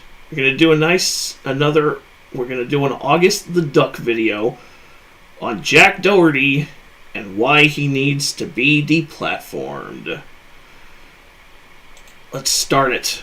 Well, guys, he somehow got worse. Today, we are unfortunately talking once again about the internet's biggest loser, the only person who I think is universally hated across the internet right now, Jack Doherty. Recently, a video of him has leaked where he's doing something that, surprisingly, feels even a little far for Jack Doherty. Didn't think anything like that existed. Quick fit check. What do you guys think about the taxi-esque flannel? I don't know about the flannel, but I am kind of liking the Hall & Oates mullet and mustache combo, August. You're out of touch, I'm out of time, but I'm out of my head when you're not around. Undecided, okay? I don't know. If you like it, leave a comment saying, looking very taxi-like today, my king. And I'll know that you're enjoying it. Now, if you're unfamiliar with who Jack Doherty is, congratulations. Over the last couple of years, your life has probably been marginally better than those of us who are familiar with Jack Doherty. So I'm happy for you that you got to experience that, but today, that ends. It sucks, I know, I'm sorry. That's one of life's inevitabilities. You eventually grow old, you have to start paying bills and taxes, and you eventually find out who the least likable people on the planet are. Jack Doherty, for example. Doherty is a pioneer in a certain genre of streaming that has come to be known as public nuisance streaming, or just nuisance streaming depending on who you ask. And it's exactly what it sounds like. It's people who go out into public while live streaming and just fuck with everybody they see. They harass people, they try and start arguments, try and start fights, they go out and they be a public Oh, and he's friends with Sneeko, so double scumbag points on that. Am I the only one who thinks that nuisance streaming should be a crime punishable by public humiliation? And by public humiliation, I mean stockades. Medieval stockades. You know, put them in the town square, have people pelt them with tomatoes and shit. Maybe at least one person can run up behind and give them a wedgie. nuisance. Another popular example is Johnny Somali. These kind of guys are one of the few things that are left on the internet that unites everybody. Everybody hates these losers, and everybody wants to see them taken off the internet. Now, Jack Doherty is not exactly like a new name. He's been making videos for quite some time, but about 2 years ago, I would say, is when he really started to kind of get into the public eye. And he did this via one of the lamest things you could possibly think of. He would walk around in public with a huge bodyguard, trying to start fights with people, and if they reciprocated, he would hide behind his bodyguard like the little scared boy that he is. Seriously, he would bump into people, go around calling people names, just trying to instigate shit, and then if anything actually happened, he would run crying to his bodyguard asking for protection. And you are a whole bitch, dog. If you do that, you are a whole bitch. Like, if you provoke somebody and it earns you an ass beating, you should get the ass beating. Just take it like a man. Oh, wait, I forgot. You're not a man. You're a 20-year-old boy. Thank you, Random Gamer. I'm glad you agree with me. as you could imagine, when you do something that is universally viewed as lame, people don't exactly like you. So from the very beginning, the internet started to rally against him. Now, unfortunately, when everybody hates you, you tend to get famous quicker than you would even if everybody loved you. Humans love to hate on shit, it's our nature, and when something presents itself that is 100% safe to hate on, people tend to get pretty loud. And when millions upon millions of people are being as loud as they can talking about how much they hate you, well, millions upon millions of people are talking about you as loud as they can. So pretty quickly, basically overnight, once... It's that whole mantra of no publicity is bad publicity, which I think is bullshit. Yeah, for a very brief period, that's how it is, but eventually people are going to get sick of hating you and they're going to move on to something else.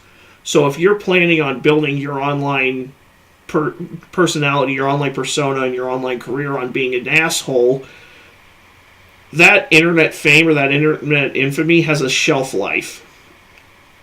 Usually about less than a year. he started doing these streams, Jack Doherty became a relatively large internet celebrity. And believe it or not, when a person who's comfortable with doing the shit that he did to get famous gets famous, they don't stop there. So what followed Jack Doherty's acquisition of internet fame was controversy after controversy. Bodyguards knocking people out, accusations of him paying girls to appear on stream, fake private jets crashing cars on the highway while texting, getting banned off of basically every single respectable social media, a few crypto scams in the mix. I mean, the guy basically speed ran the entire catalog of options of things you can do to get canceled on the internet. And only to fall off harder than Dick Grayson's parents.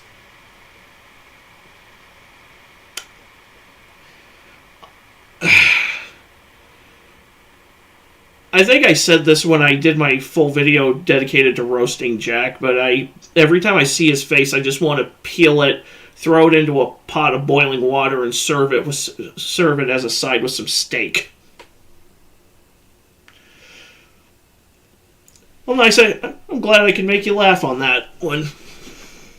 And even still, something has still managed to come out of the woodworks that makes this guy look even fucking worse. A couple of days ago, a video resurfaced that I don't think I'm really going to be showing, at least not in full. I might blur it or something. Not something that I really want to spread where you can see what's happening, but I'll play like a blurred version in the background just so you can kind of understand what I'm talking about here. It's a video of Jack Doherty with his hand like gripped around the head of a toddler, a little girl, as he pans back and forth between his face and her face, lip-syncing a song about fucking women. Now, there is so much wrong with this video that we could sit here and talk about it for a while, so I guess that's what we're gonna do. In the video, he's lip-syncing the J-Rock song King's Dead. If you don't recognize it by the title, I'm sure you've heard it somewhere. It's got the lyrics, "I took her to my penthouse and I freaked it." And Jack Doherty is... I can safely say I have never heard that song before. Those lyrics do not ring a bell. But I'm also so out of the loop on current music, probably because my taste in music flash froze around the year 2011, the year that I graduated high school. And even then, most of the shit that I listen to is whatever my dad was playing on the radio, which was usually music from the 70s and the 80s. More often than not, it was featured on an episode of Miami Vice at some point. So I'm completely out of the loop on the current mainstream music scene. And honestly, I see absolutely nothing wrong with that. His lip-syncing Future's verse, and he's like panning back and forth between him rapping like the main verse, and then panning to the kid, who I guess is supposed to be doing the ad-libs. Now, there's a lot wrong with this. First and foremost, I think it's objectively weird to pretend that a baby is, rapping a song about fucking people. You know what I mean? Like, I don't think there's ever really an exception. Sometimes it really does feel like you're the only guy, Random Gamer. That actually makes me feel... I actually appreciate that a lot. And like August said, holy crap, that is... I'm not a fan of using kids in crude content for any reason. I'm not a fan at all of having kids swear. It's like, oh, it's funny because they're cursing. It's like, no, you're having a kid curse. With South Park, it's a different story because they're cartoon characters voiced by grown men. Honestly, I don't care for South Park anyway. I'm more of a Beavis and Butthead King of the Hill guy. Acceptable scenario where you should record somebody who has a pacifier in their mouth and make it seem like they're rapping a song about having sex with women in a penthouse, and then, upload it to the internet. I think we could simulate every single possible scenario where that idea is had by somebody, and I don't think it would ever be an appropriate one. Secondly, I think it's worse that this is like a duet. Don't know why, not sure if I'm going to be able to put it into words, but I feel like if it was just the toddler who was supposed to be singing this like a fake lip-syncing thing, I think it would be objectively better. It would still be terrible, don't get me wrong, but something about Jack Dougherty going back and forth between them, I feel like that makes it worse. I think it's the fact of the matter that a person making this video with the toddler is inappropriate enough. To make this like a group effort between a toddler and an adult, like they're both singing the song, makes it even worse, I feel like. You got me, Random Gamer. There's a lot of shit that's just allowed to float on the internet that it's like, why is that still up? Why is whatever site? Why is the host site allowing that to be hosted on their platform? That's just, oof. It's kind of fucking weird if you ask me. Then again, the shit that is allowed to flourish on Facebook and YouTube and TikTok and Twitter. Thirdly, who gets this idea? I'm pretty sure this used to be like a TikTok trend where you lip synced this with somebody and you held their head in this weird way. So I guess it's not like he really came up with the concept of just gripping a fucking toddler's head for some reason and making him lip sync this song. But he did have the idea to do this trend with a toddler. Who gets an idea like that? Like, I don't say this to be like, oh, I'm so much better than Jack Dougherty. Somebody with skibbity toilet brain rot, that's who. That's the only explanation I can come up with is somebody who unironically uses the term skibbity. Says the guy who has on multiple occasions heard his nephew using the word skibbity.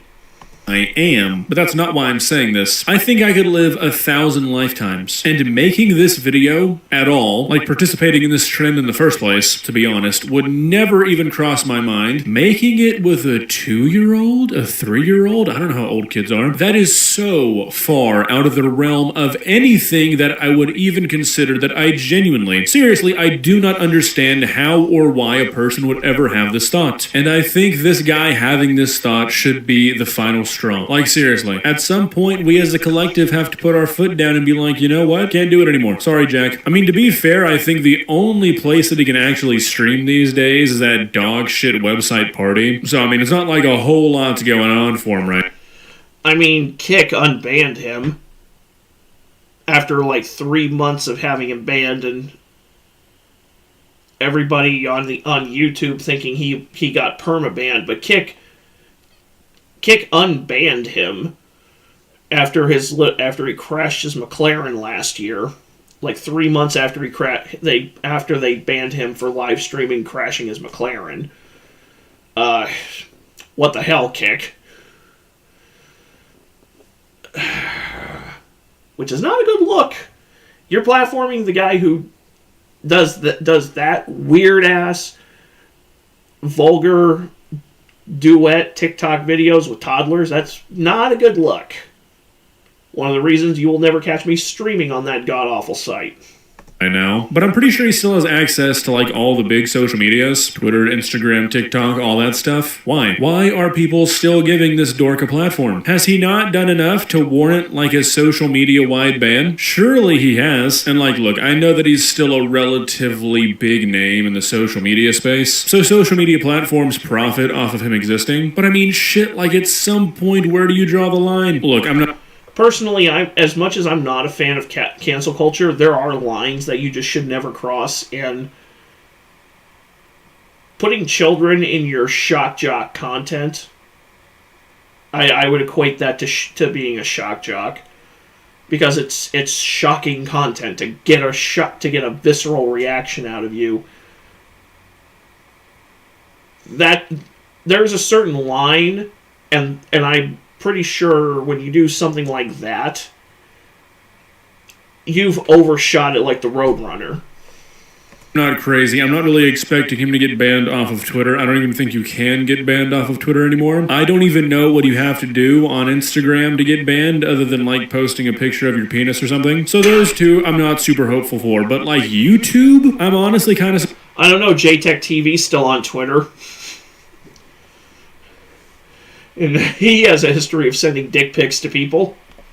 Your penis or something. So those two I'm not super hopeful for, but like YouTube, I'm honestly kind of surprised he's still allowed on here. I feel like he's done enough shit that he's posted onto YouTube to warrant a ban. Not only have people been banned off of this website for less, they've been banned off of this website for less regarding things they didn't even do on this website. It's just shit that gets back to YouTube somehow. So why are they allowing this? I don't know. It just seems like to me when the main platforms that are benefiting from this guy existing, which were Twitch and Kick, I think, both ban him, it's like, alright, what's everybody else waiting around for? This guy was hated, sure, but he was pulling in pretty big numbers. He was making those platforms good money. When even they have to put their foot down, it's like, alright, why are we still giving this guy another chance on any other platform? YouTube is so fast and loose with its rules, it's fucking insufferable, man. It literally is. Like, I remember when, Mischief got his channel taken down for one video, one movie review, or it was one game review where he injected a crude meme in for shits and giggles, and the video got like mass flagged for like violating community guidelines regarding sexual content, even though there was nothing sexual about it. It was just a funny meme. I mean, thank God he got his channel back. I mean, how many people's channels have been arbitrarily taken down for that exact reason when they actually didn't do anything wrong? It's just some retard who didn't like them. False flagging videos. Dude, YouTube's false flagging. YouTube needs to put in a new protection in place of false flaggers. Like, if Elon Musk wants to buy and wants to unfuck any social media platforms now that Twitter has been, well, turned into what it is now, he should just buy YouTube. You have nothing to gain. I don't get it. Well, guys, what do you think? Do you think this is all a little bit of wishful thinking on my part? I'll admit it probably is. I mean, you don't really see a whole lot of social media platforms just banning people kind of out of the blue. Like, normally they have to do something on that platform to get the ban. But like I said, I feel like there's definitely an argument to be made that, at least for YouTube, that stuff has already been done for Jack. He's uploaded videos harassing people, doing the whole bodyguard shit. He made videos about the McLaren stuff he did. I mean, he's done bad enough stuff to deserve being banned off of YouTube, I think, personally. It's blocking my beautiful face. Sorry. But yeah, seriously, like, I don't really understand why he still is on YouTube. It's not like he's a small YouTuber either. His channel has like 15 million subscribers, I think, which... That's why. That right there is why.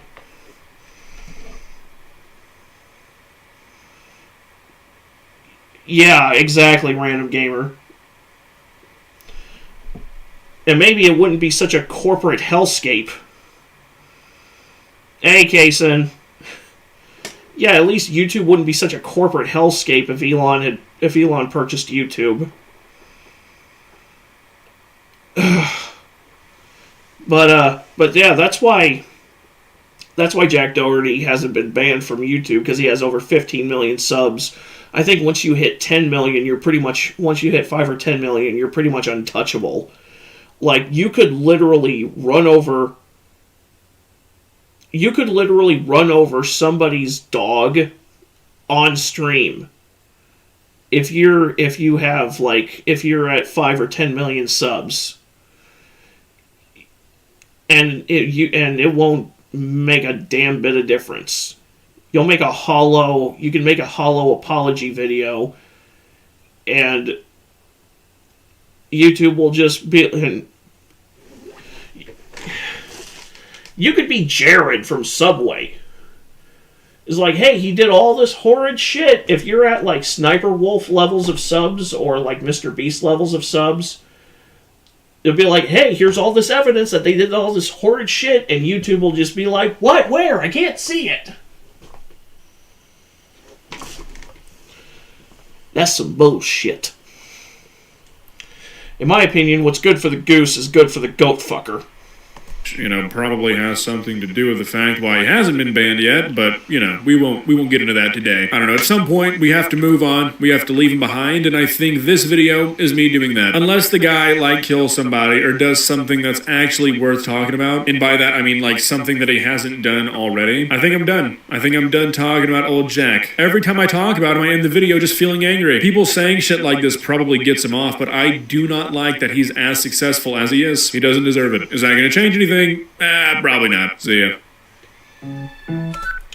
Alright, with that in mind, September 11th special at some point apparently, but I think it was a fake ad. September. Oof. Probably, Kason. But, that's going to be the last video of the stream for tonight. I want to thank everyone who did come in to watch. Kason, thank you for being on. Random Gamer, thank you for being in the chat. So it's always a pleasure to talk with you. And I will see you guys again in 2 weeks. I haven't figured out which day I'll be streaming in a couple of weeks. We'll just kind of have to play it by ear. But thank you for watching, and I'll catch you in the next one. And I'll try to keep you guys updated on the Twilight Princess video. Like I said at the beginning of the stream, I am hoping to have it done at least by the end of the month. And we'll just have to see on that one. So, you have a good one as well, Random Gamer. See y'all in the next stream.